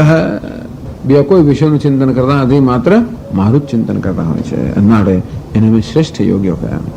યોગનો અર્થ એ કે જેનું ચિત્ત ઈશ્વરમાં ચોંટેલું છે, અને તેથી સતત માનવમાં ચિત્ત ચોંટેલું છે, માટે એ શ્રેષ્ઠ યોગ્યો છે.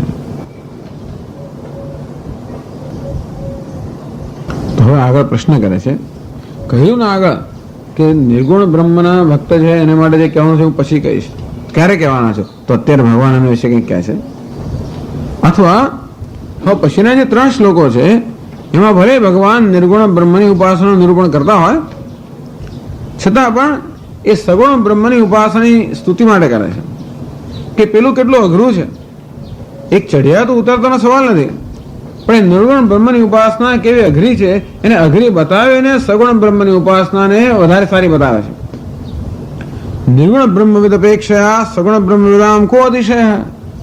આમ નિર્ગુણ બ્રહ્મની ઉપાસના કરનારા આપણા ભક્તો છે એની તુલનામાં સગુણ બ્રહ્મની ઉપાસના કરનારા જે ભક્તો છે એમનામાં શું વધારે સારું છે, અથવા એમનામાં કઈ વિશિષ્ટતા છે જેને કારણે આપે એમ કહ્યું કે આ સગુણ બ્રહ્મના ઉપાસકો ચઢિયાતા છે નિર્ગુણ બ્રહ્મના ઉપાસકો કરતા. તો એવું સગુણ બ્રહ્મના ઉપાસકોમાં શું વિશેષ છે અને પેલામાં શું મુશ્કેલી છે? પેલા ક્યાંક મુશ્કેલી હોય અને આમાં કંઈક લાભ હોય કે કંઈક પ્રકારની અનુકૂળતા તો જ આને ચડી આપે કહેવાય. એટલે આનામાં કેવી વધારે અનુકૂળતા છે અને પેલામાં કેવી મુશ્કેલી છે, એમ નિર્ગુણ બ્રહ્મની ઉપાસનામાં મુશ્કેલીનું દર્શન કરવા માટે ભગવાન 3 શ્લોકમાં એ ઉપાસનાનું નિરૂપણ કરે છે. કહે છે શંકરાચાર્યજી, કિમિતરે યુક્તતમાન ભવન્તે ન કિંતુ તાન પ્રતિ યદ વક્તવ્યમ તત્શૃણુ.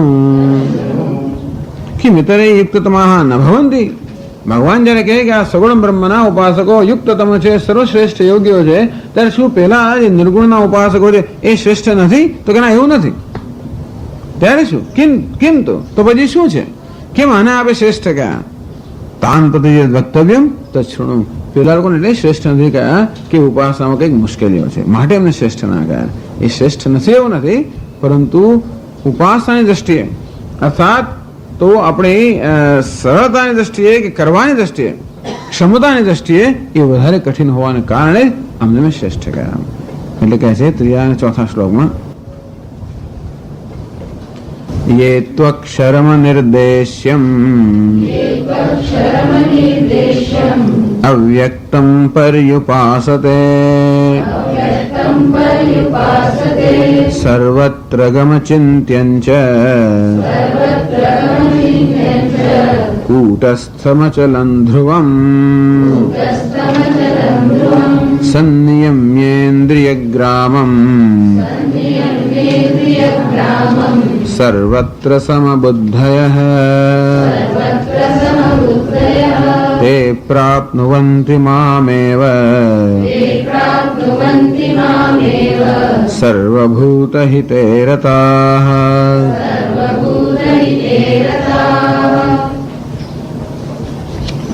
તો આ 4થા શ્લોકની છેલ્લી પંક્તિમાં કહે છે તે પ્રાપ્નુવન્તિ મામેવ, તે મામેવ પ્રાપ્નુવન્તિ. એ જે નિર્ગુણના ઉપાસકો છે એ મને જ પ્રાપ્ત કરે છે. એટલે એવું તો નથી કે મને પ્રાપ્ત નથી કરતા, અને છતાં પણ અમને શ્રેષ્ઠ બતાવવાનો હેતુ છે. તો એ હેતુ, પરંતુ જેવો અક્ષરમ, અક્ષર એટલે અવિનાશી જે પરમાત્મા જે કેવો છે, અનિર્દેશ્યમ અવ્યક્તમ સર્વત્રગમ અચિંત્યમ કૂટસ્થમ અચલમ ધ્રુવમ, એમ અક્ષર એક અવિનાશી પર બ્રહ્મ છે. એના 7 આ પ્રકારે વિશેષણો આપે છે કે આવા 7 વિશેષણો વાળું જે અક્ષર એટલે પરમાત્મા પરમ બ્રહ્મ છે. પરિઉપાસતે, એની ઉપાસના કરે છે. તે મામેવ પ્રાપ્નુવંતિ, એ લોકો મને પ્રાપ્ત કરે છે, એમાં કોઈ શંકા નથી. વળે કેવા છે? સંયમ્ય ઇન્દ્રિય ગ્રામમ, જેને પોતાની ઇન્દ્રિયોને ઉપર સારી રીતે સંયમ કરેલો છે. સર્વત્ર, કારણ કે એ તો આમ બેઠેલા છે ને, આ ઉપાસકો કેવા છે? સતત ભગવાનનું ધ્યાન કરનારા છે. ટૂંકમાં સગુણ બ્રહ્મનો ઉપાસકો પ્રવૃત્ત છે અને પેલા નિવૃત્ત છે. નિવૃત્ત એટલે બધી એષણાઓથી મુક્ત થયેલા, બધા કર્તવ્ય કરવાનો ત્યાગ કર્યો, અને જે લોકો બધી પ્રવૃત્તિઓથી મુક્ત થઈને પોતાના મન વડે સતત એ પરમાત્મા અનુસંધાન કરતા હોય, અને એટલા માટે કહ્યું કે સંયમ્ય ઇન્દ્રિય ગ્રામમ, બધી ઇન્દ્રિયો પર સારી રીતે સંયમ કરેલો છે. સર્વત્ર સમબુદ્ધય, જેની બુદ્ધિમાં સર્વત્ર સમતા હોવાને કારણે જેની બુદ્ધિ ક્યાંય પણ વિચલિત થતી નથી. સર્વભૂત હિતે રતાઃ, પ્રાણી માત્રના હિતમાં રત હોવાને કારણે પણ, એટલે આ બુદ્ધિની સ્વસ્થતા હોય. આ જ્યારે પ્રાણી માત્રના હિતમાં રત હોય, બધી જગ્યાએ સમબુદ્ધિ હોય, તો એમની બુદ્ધિ કેવી નિશ્ચલ હોય. આવી બુદ્ધિ વડે સતત મારું ચિંતન કરનારા જે છે એ મને પ્રાપ્ત કરે છે, એમાં કોઈ શંકા જ નથી. એટલે ભગવાન આ 2 શ્લોકમાં આજે નિર્ગુણ બ્રહ્મના ઉપાસકો, એટલે નિર્ગુણ બ્રહ્મનું અનુસંધાન કરનારા, એના જે ધ્યાનમાં રત છે એની વાત કરે છે. તો છે નિવૃત્તિ પ્રવૃત્તિ કરતા મુશ્કેલ તો છે જ. પહેલા તો ભગવાનની સગુણ બ્રહ્મની ઉપાસના કરે, પ્રવૃત્ત સેવા કરવાની. એ તો સર્વાણી કર્માણી મય સંજ્ઞ, બધા કરવા મારે મને સમર્પિત કરે વગેરે વગેરે. અંતેથી પ્રવૃત્તિ છે. એટલે કે આપણા વ્યક્તિત્વના બધામાંથી નિવૃત્ત કરીને આમ જકડી રાખવાની જરૂર નથી. વ્યક્તિત્વ આપણું છે એ પ્રવૃત્ત હોય, અને છતાંય ભગવાનનું ભજન થઈ શકે, ભગવાનની ઉપાસના થઈ શકે, એ પ્રમાણમાં સરળ માર્ગ છે. તો સમજાવે છે ભાષ્યમાં, ये तो अक्षरम अनिर्देश्यम अव्यक्तम अव्यक्तात् अव्यक्तत्वात् अशब्दगोचरम् इति न निर्देष्टुं शक्यते। अतः अनिर्देश्यम् अव्यक्तम् न केनापि प्रमाणेन व्यज्यते इति अव्यक्तम् पर्युपासते। परे समन्ताद् उपासते। उपासनं नाम यथा शास्त्रम् उपास्यस्य अर्थस्य विषयीकरणेन सामीप्यम् उपगम्य तैलधारावत् समानप्रत्ययप्रवाहेण दीर्घकालं यदासनं तदुपासनम् आचक्षते।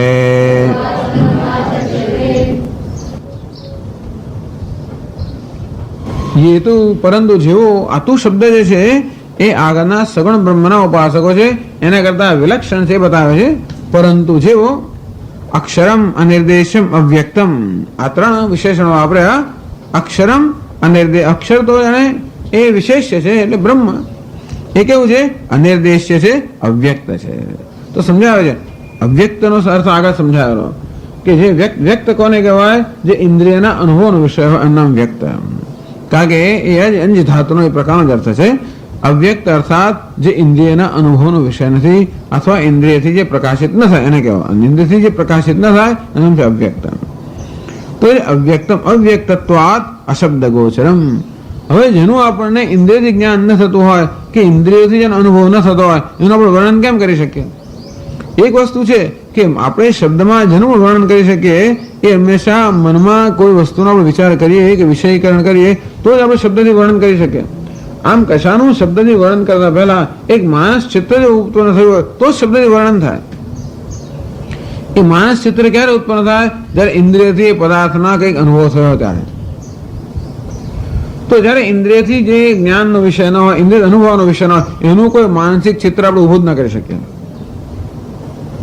અવ્યક્ત અર્થાત જેને ક્યારે જોયું જ નથી. હવે એનું ચિત્ર કેમ ઊભું થાય? જેને સાંભળ્યું નથી, જોયું નથી, સ્પર્શ્યા નથી, સૂંઘ્યું નથી, કશું કર્યું જ નથી, એનું ચિત્ર મનમાં કેમ ખડું કરવું? એનો કયો આકાર છે? તો કે આકાર જ નથી, કે જોયું નથી ને આકાર નથી. એ કેવો છે? કઠણ છે, કુમળો છે, તો એનો સ્પર્શ જ નથી. આમ કોઈ પ્રકારનું વિશેષણ જ્યારે ન હોય ત્યારે આપણે મનમાં કોઈ ચિત્ર ઉત્પન્ન કરી જ ના શકીએ, અંદર શબ્દમાં કેમ વર્ણન કરી શકીએ? એટલે કહે છે અનિર્દેશ્યમ અવ્યક્તત્વાત અશબ્દ ગોચર. અશબ્દ ગોચર એટલે જે શબ્દને ગોચર નથી, અર્થાત જે શબ્દની પહોંચમાં નથી. ઇતિ ન નિર્દેષ્ટુમ શક્યતે. અંદરથી એનો નિર્દેશ કરવો શક્ય નથી. શબ્દ વડે એનો નિર્દેશ કરવો શક્ય નથી. અતઃ અનિર્દેશ્યમ અવ્યક્તમ. આ અક્ષર જે છે કેવું છે? અવ્યક્ત તો ખરો, અનિર્દેશ છે. જેનો નિર્દેશ ન થાય એ પ્રકારનું અવ્યક્ત છે. અવ્યક્તમ ન કેનાપી પ્રમાણેન વ્યજ્યતે. અવ્યક્તમ ચર્ચા કરી. અવ્યક્ત પણ બે પ્રકારના છે. એક અવ્યક્ત માયાને પણ અવ્યક્ત કહેવામાં આવે છે. માયા પણ અવ્યક્ત અર્થાત જે વ્યક્ત થઈ નથી. એટલે જયારે આ જગતનો જન્મ ના થયો હોય તો પ્રલય કાળની અંદર પણ માયા હોય છે, પણ તે કોઈ વ્યક્ત નથી. એટલે કે એ કોઈ જ્ઞાનનો વિષય નથી, હજી વ્યક્ત થઈ નથી. માયાને પણ અવ્યક્ત કહેવાય. પણ અવ્યક્ત કેવી છે? જે વ્યક્ત બની શકે. જ્યારે આ અવ્યક્ત કેવું છે? ક્યારેય વ્યક્ત બને જ નહીં. આ માયા તો જયારે કાર્યમાં પરિણમે ત્યારે આપણે ઇન્દ્રિયના જ્ઞાનનો વિષય બને. પણ આ તો ન કેનાપી પ્રમાણેન વ્યજ્યતે. આ તો કોઈ પ્રમાણ નથી. પ્રમાણ એટલે કોઈ પણ જ્ઞાનના કારણથી ક્યારે પણ વ્યક્ત થઈ જ ના શકે. ટૂંકમાં આ તો ક્યારે પણ વ્યક્ત થવાનું એવું અવ્યક્ત છે. અવ્યક્તમ તો નિરુપાધિક અક્ષર એ કથમ ઉપાસનમ. તો આ નિરુપાધિક અક્ષરની ઉપાસના કેમ કરવી એટલે પૂછે છે. કહ્યું ને કે આ ઉપાસના કેવી છે? બધી જગ્યાએથી મનને નિવૃત્ત કરવામાં આવે છે અને કોઈ આકાર નથી, કોઈ પણ વિકાર નથી, કોઈ પણ વિશેષ નથી, કશું પકડવાનું છે જ નહીં. આમ ભગવાનમાં કશોક આકાર હોય કંઈ વિશેષ તો આપણું મન કંઈક પકડી શકે ને. પકડવા માટે કંઈ છે જ નહીં. એટલા માટે મનની કેટલી સૂક્ષ્મતા જોઈએ. એટલે ઉપાસનાનું બહુ મોટું વર્ણન કરે છે અહીંયા. ઉપાસના શબ્દ તો આગળ બે વાર આવી ગયો, અહીં આ નિર્ગુણ બ્રહ્મના સંદર્ભમાં ઉપાસના કહેવામાં આવે ત્યારે એનું વર્ણન કરે છે શંકરાચાર્ય મહારાજ કે ઉપાસનમ પરિઉપાસતે પરિસમંતાદ ઉપાસતે સર્વ રીતે જે ઉપાસના કરે છે, સર્વ સ્થળે સર્વ કાળે પણ કહી શકાય કે સર્વ રીતે એની ઉપાસના કરે છે. સર્વ રીતે એટલે કે કશું બાકી રાખ્યા વગર આ સગુણ બ્રહ્મ છે એની ઉપાસના એવી હોય કે ક્યારેય એનો બધો પૂરેપૂરો સમાવેશ મનમાં ના થઈ શકે. ખરેખર તો સગુણ બ્રહ્મ એવું નથી કે આપણે બ્રહ્મને પૂરેપૂરું સમજી શકીએ. સગુણ બ્રહ્મ એટલે બધા જ વિશેષણો ધરાવનારું, બધા જ રૂપને બધા જ નામ ધરાવનારું. એટલા માટે એની ઉપાસના હંમેશા કોઈ એક રૂપ વિશેષમાં નામ વિશેષમાં થતી હોય છે, પણ આનું તો એટલું નામ રૂપ પણ નથી. તો એટલે પરિસમંતા, પણ એ સગુણ બ્રહ્મને હંમેશા આપણે અંશની ઉપાસના કરી શકીએ, આ નિર્ગુણ બ્રહ્મની પૂરેપૂરી ઉપાસના કરી શકીએ. એટલા જ માટે કે મનનો વિષય ને મનથી વિષયીકરણ કરવાનું નથી. મન જેનું વિષયીકરણ કરે કે મન જેનું શબ્દ જેનું ચિત્ર ખરું કરે એ હંમેશા એક અંશ જ હોવાનું. હંમેશા કોઈ પણ વિષય માટે મન વિચાર કરે ત્યારે એક સાથે મન હંમેશા એના એક કોઈ અંશનો વિચાર કરી શકે. અત્યારે મને શંકરાચાર્ય એવો વિચાર કરીએ તો પણ શંકરાચાર્યનું કંઈક ધારો કે એક ચિત્ર આપણો મનો ખડું થાય અને કંઈક ગુરુ છે એમ કંઈક એવું થાય તો એમને કેટલા બધા એમના વ્યક્તિત્વના બધા જ પાસાઓ હોય, એ બધા પાસાઓ એક સાથે મન જોઈ ના શકે, એક સમય એક જ પાસું જોઈ શકે. જ્યારે નિર્ગુણ બ્રહ્મ એવું છે જેને એક સાથે બધું જ જોઈ શકે, જે જરાય ના જોઈ શકાય એને પૂરેપૂરું જોઈ શકાય. એટલે પરિઉપાસતે પરિસમંતાદ ઉપાસતે સર્વ રીતે એની ઉપાસના છે આત્મતયા. કારણ કે પેલામાં ને મારામાં કોઈ પ્રકારનો જે ધારો કે શંકરાચાર્ય કોઈ પણ જે મારો ધ્યાન નો કે ઉપાસના વિષય હોય એની ને મારી વચ્ચે કઈ અંતર છે, વચ્ચે વ્યવધાન છે, વચ્ચે મારું મન હોય ઇન્દ્રિય હોય એવું કંઈક રહેલું છે વચ્ચે, આની અંદર એવું કંઈ ન હોવાને કારણે સમંતાદ ઉપાસતે. તો ઉપાસનાની વ્યાખ્યા કરે છે ઉપાસનમ નામ યથાશાસ્ત્રમ ઉપાસ્યસ્ય અર્થસ્ય વિષયીકરણેન. આમ તો સામાન્ય વ્યાખ્યા છે નહીં કે આ વ્યાખ્યાનો ગમે ત્યાં પણ એનો પ્રયોગ થઈ શકે, આ વ્યાખ્યા ગમે ત્યાં લાગુ પડી શકે કે આપણને ધારો કે ગણેશજીની ઉપાસના કરવામાં કહેવામાં આવ્યું, કોઈની ઉપાસના કરવામાં કહેવામાં આવ્યું. તો યથાશાસ્ત્રમ પહેલા તો ઉપાસનાનો જે વિષય હોય એ શાસ્ત્ર પ્રમાણે હોવો જોઈએ, કપોલકલ્પિત ના હોવો જોઈએ. ભગવાનની આપણે ઉપાસના કરીએ તો શાસ્ત્રમાં જે ભગવાનના આપણને રૂપ આપવામાં આવ્યા છે એ પ્રકારે ઉપાસના થવી જોઈએ યથાશાસ્ત્રમ. કારણ કે ઉપાસના આપણને આપવામાં ઋષિમુનિઓ દ્વારા અંતેથી એની અસરકારકતા નિશ્ચિત થઈ ગઈ છે. એ રીતે ભગવાનની ઉપાસના કરવાથી એનું જરૂર ફળ મળે છે નિશ્ચય થઈ ગયોના કારણે આપણે જાતે કલ્પના કરીને ઉપાસના કરવા કરતા જે એસ્ટાબ્લિશ્ડ અર્થાત જેનો અનુભવ સિદ્ધ વસ્તુ છે એની ઉપાસના હંમેશા કરવી જોઈએ. એટલે કે છે યથાશાસ્ત્ર ઉપાસ્યસ્ય અર્થસ્ય વિષયીકરણેન. ઉપાસ્યસ્ય અર્થસ્ય ઉપાસના ધ્યેય, જે ધ્યેય વિષય છે વિષયીકરણેન, મનની અંદર એનું એક ચિત્ર આપણે ઉત્પન્ન કરીએ, માનસ ચિત્ર. તો ઉપાસના હંમેશા માનસ વ્યાપાર છે, એ મનનો વ્યાપાર છે, એમાં ઇન્દ્રિય વગેરેનો કોઈ પ્રકારનો વ્યાપાર હોતો નથી. એટલા જ ઉપાસનાને ધ્યાન કહેવામાં આવે છે. એ ધ્યાન માટે ઇન્દ્રિય બધી પ્રવૃત્તિઓ સંકેલાઈ જવી જોઈએ, શાંત થઈ જોઈએ. માત્ર ચિત્ત છે એ એક માત્ર પ્રવૃત્ત હોવું જોઈએ, બાકી કશું નહીં. યુક્ત દેશે ચ સુખાસનસ્થ શુચિ સમગ્રીવ શિરશરીર અત્યાશ્રમસ્થ સકલેન્દ્રિયાણી નિરુદ્ધ્ય ભક્ત્યા સ્વગુરુમ પ્રણમ્ય વગેરે જે કૈવલ્ય ઉપનિષદમાં કહેવામાં આવ્યું. હવે તૈયારી તો વાક્યનું બધું જ વ્યક્તિત્વ જે છે એ વ્યક્તિત્વ સંખ્યા આવી ગયો છે, શાંત થઈ ગયો છે. માત્ર ચિત્ત છે, એ ચિત્ત જ એક માત્ર જે ધ્યાન કરી રહ્યું છે એ જ એક માત્ર પ્રવૃત્ત છે. ઉપાસ્યસ્ય અર્થસ્ય વિષયીકરણેન. મનમાં વિષયીકરણ કરવું અર્થાત મનમાં એનું ચિત્ર જે હોય તે, કોઈ રૂપ હોય તેનું ચિત્ર કે પછી પ્રતીક હોય કે પછી ધ્વનિ શબ્દ હોય, જે હોય તે વિષયીકરણેન સામીપ્યમ ઉપગમ્ય. એની એકદમ નજીક જઈને, અહીં નજીક એટલે કેટલું નજીક તો કે અહીં તો ઐક્ય, પણ સામીપ્ય અર્થાત એની અને મારી વચ્ચેનો જે ભેદ છે એ ઓછામાં ઓછો કરી નાખીને એનો તો એની સાથે તાદાત્મ્ય સિદ્ધ કરીને, ટૂંકમાં તદાકારતા. એટલે સગુણ બ્રહ્મની ઉપાસનાની અંદર પણ ધ્યાતા અને ધ્યેય વચ્ચેનો ભેદ મટી જાય. જો ધ્યાતા જે છે એ માત્ર ધ્યેય જે છે એના આકારને બની જાય. એટલે ખરેખર હું શ્રી કૃષ્ણની ઉપાસના કરતો હતો પણ હું મટી જાઉં અને માત્ર શ્રી કૃષ્ણ જ રહે. આનું સામીપ્ય ઉપગમ્ય, એની સાથે તદાકાર બની જવું. એટલે ઉપાસના એમાં પરાકાષ્ઠા સામીપ્ય ઉપગમ્ય. તૈલધારાવત સમાન પ્રત્યય પ્રવાહેણ દીર્ઘકાલમ યદાસનમ. અને પછી તૈલધારાવત સતત એ જેમ તેલની ધારા હોય એ તેલની ધારાની અંદર કોઈ પ્રકારનો વિચ્છેદ ન હોય, મારે તૈલધારા. તો તૈલધારા યોગ શાસ્ત્રનું દ્રષ્ટાંત છે. એટલે મનનો અવિચ્છિન્ન પ્રવાહ, એટલે જળના પ્રવાહ તો વિચ્છેદ થતો હોય, એમાં તરંગો વગેરે આવતો હોય. આ તૈલનો જે પ્રવાહ છે એમાં કોઈ પ્રકારનો વિચ્છેદ અવિચ્છિન્ન પ્રવાહ. તૈલધારાવત સમાન પ્રત્યય પ્રવાહેણ. તો આપણો પણ સતત પ્રવાહ તો રહેતો હોય છે, પણ સમાન પ્રત્યય પ્રવાહ, એકનો એક જ પ્રત્યય જે છે એનો જ પ્રવાહ ચાલવો જોઈએ. દીર્ઘકાલમ યદાસનમ, અડધી સેકન્ડ કે 1 સેકન્ડ પણ નહીં, દીર્ઘકાલમ યદાસનમ તદ ઉપાસનમ આચક્ષતે. એની ઉપાસના કહેવામાં આવે છે, એટલે કે સમાધિ. ઉપાસના એટલે સમાધિ. તો આ કઈ સમાધિ? જેમાં માત્ર સગુણ બ્રહ્મ હોય તો પણ, જેમાં માત્ર ધ્યેય વિષય છે, બીજું કાંઈ નથી. નિર્ગુણ બ્રહ્મ હોય તો પણ ધ્યેય વિષય છે, એમાં બીજું કંઈ નથી. તો આ પ્રકારની સમાધિને ઉપાસના કહેવામાં આવે છે, એટલે ધ્યાન કહેવામાં આવે છે. અર્થાત એ ધ્યાનની અંતિમ પરાકાષ્ઠા. શાસ્ત્રતઃ અક્ષરમ જ્ઞાત્વા તદુપેત્ય આત્મત્વેન ઉપગમ્ય. અક્ષરની ઉપાસના થતી હોય તો આત્મત્વેન, એટલું સમીપ આવી જાય કે મારો આત્મા જ છે. સગુણની ઉપાસના થતી હોય તો એના આકારનો હું પણ બની જાઉં, પણ એમાં આ નિર્ગુણની ઉપાસના તો આત્મતય ઉપાસન, એનું નામ સમીપ્ય ઉપાસના. ઉપ અને આસનમ. આસન એટલે બેસવું, ઉપર એટલે નજીક બેસવું, ભગવાનની નજીક બેસવું નામ છે ઉપાસના. ઉપવાસ નો અર્થ કરવામાં આવે છે કે ભગવાન નજીક વાસ કરવો. ઉપવાસ, જો ઉપવાસ એટલે પણ ઉપાસના એટલે ભગવાનની નજીક બેસવું. કેટલું નજીક બેસવું? એટલું નજીક કે કોઈ પ્રકારનું અંતર ન રહે. એટલે સગુણ બ્રહ્મની ઉપાસના હોય તો એને તદાકાર બની જવું. નિર્ગુણ બ્રહ્મની ઉપાસના હોય તો આત્મત્વની ઉપાસના કરવી. યદાસનમ તદુપાસનમ આચક્ષતે. આત્મત્વનુપગમ્ય ઉપાસતે તથૈવ તિષ્ઠન્તિ પૂર્ણચિદેકતાનમ અક્ષરમ આત્માનમેવ સદા ભાવયંતી.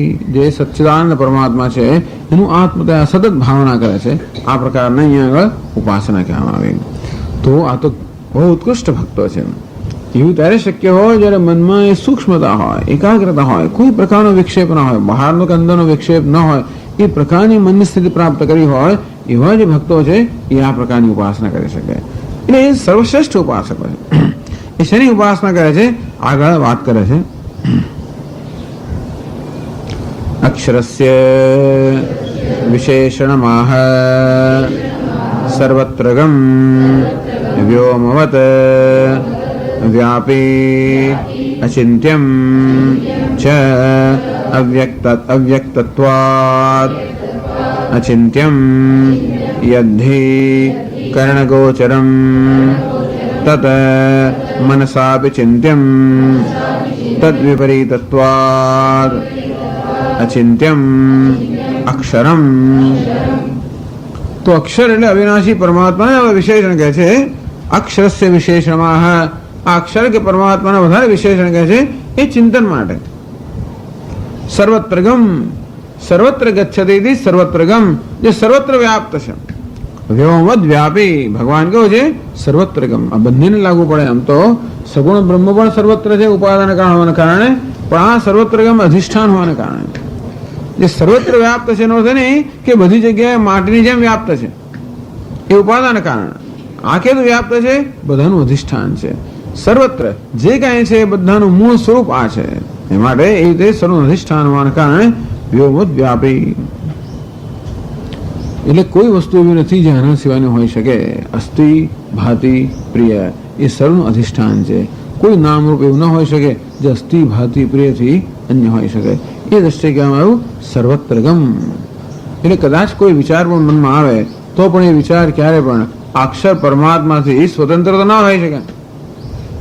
એટલે યતો ભગવાન છઠ્ઠા દેવ યતો યતો નિશ્ચરતી મનશ્ચંચલમ અસ્થિરમ.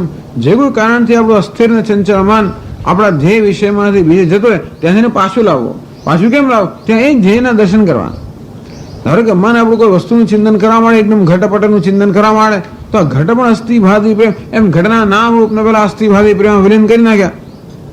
જેવું કરી શકીએ તો વળી પાછું મન એટલા માટે કહ્યું કે સર્વત્રગમ, જે કોઈ વસ્તુ જ્યાં છે એમાં આ પરમાત્મા તો છે જ, કે એના વગર કોઈ વસ્તુ હોય જ ના શકે.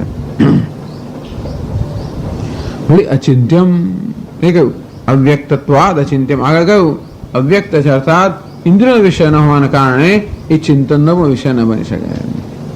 જો મનથી એનું જ્ઞાન થાય ખરું તો મનથી ચિંતનનો વિષય ના બને.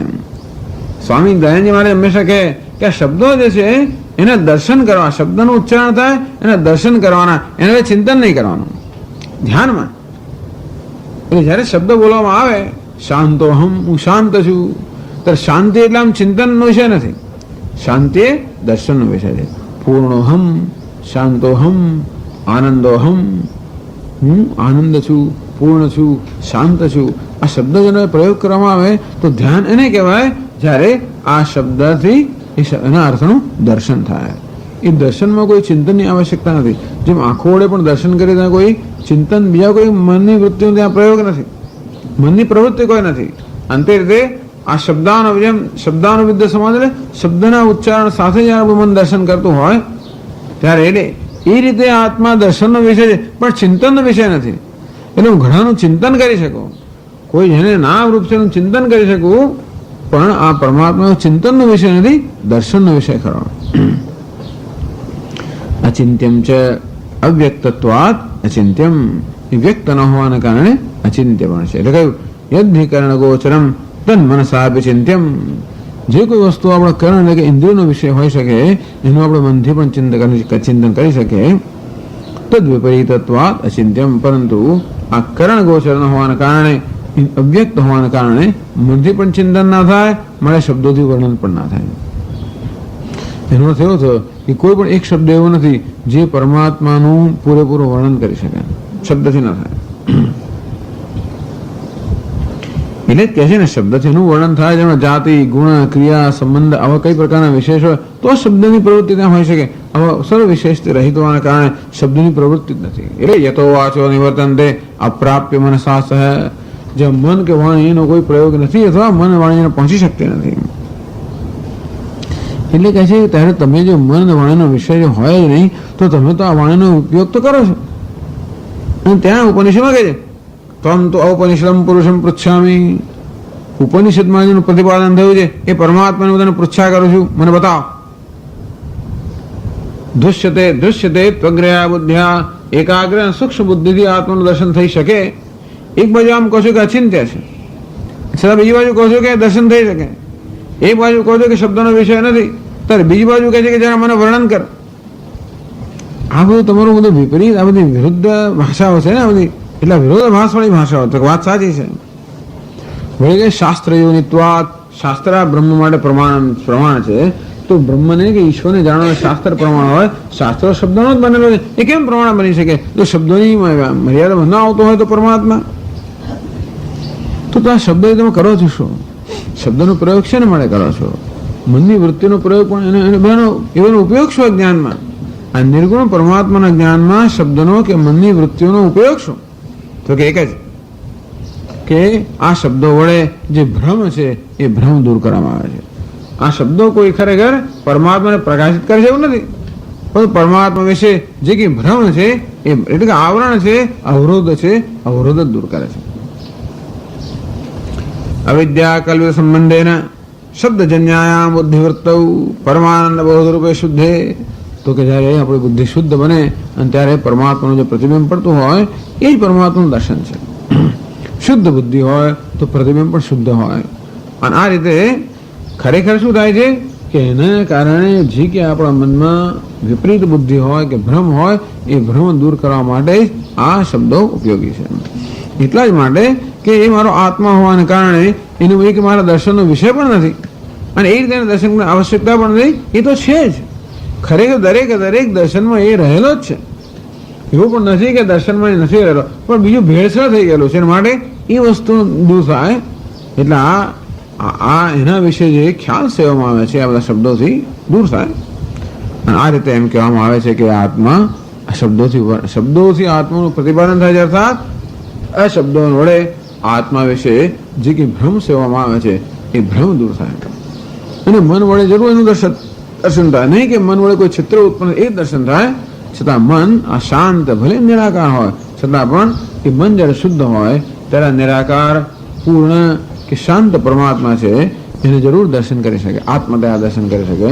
એટલે મનમાં દર્શન કરવાની ચિત્ર ઉત્પન્ન કરે નહીં, છતાં પણ અવિષયતયા દર્શન કરવાની મનમાં ક્ષમતા છે જ. એટલા માટે કહેવામાં આવે છે કે મનસે વેદમ આપતવ્યમ, આ આત્મતત્વ મન વડે જાણવા યોગ્ય છે. અને તેથી આ શાસ્ત્ર શબ્દરૂપ છે એ એના માટે પ્રમાણ છે, કારણ કે આ શાસ્ત્ર એના વિશેનું જે અજ્ઞાન જે છે એ દૂર કરે છે. એટલે કહેવામાં આવ્યું કે ભલે અનિર્દેશ્ય હોય, ભલે અચિંત્ય હોય, ભલે અવ્યક્ત હોય, અને છતાં પણ એ જ્ઞાનનો વિષય જેનું એને જાણવાનું તો છે. ઓકે, આવતો વખત આગળ કરશું.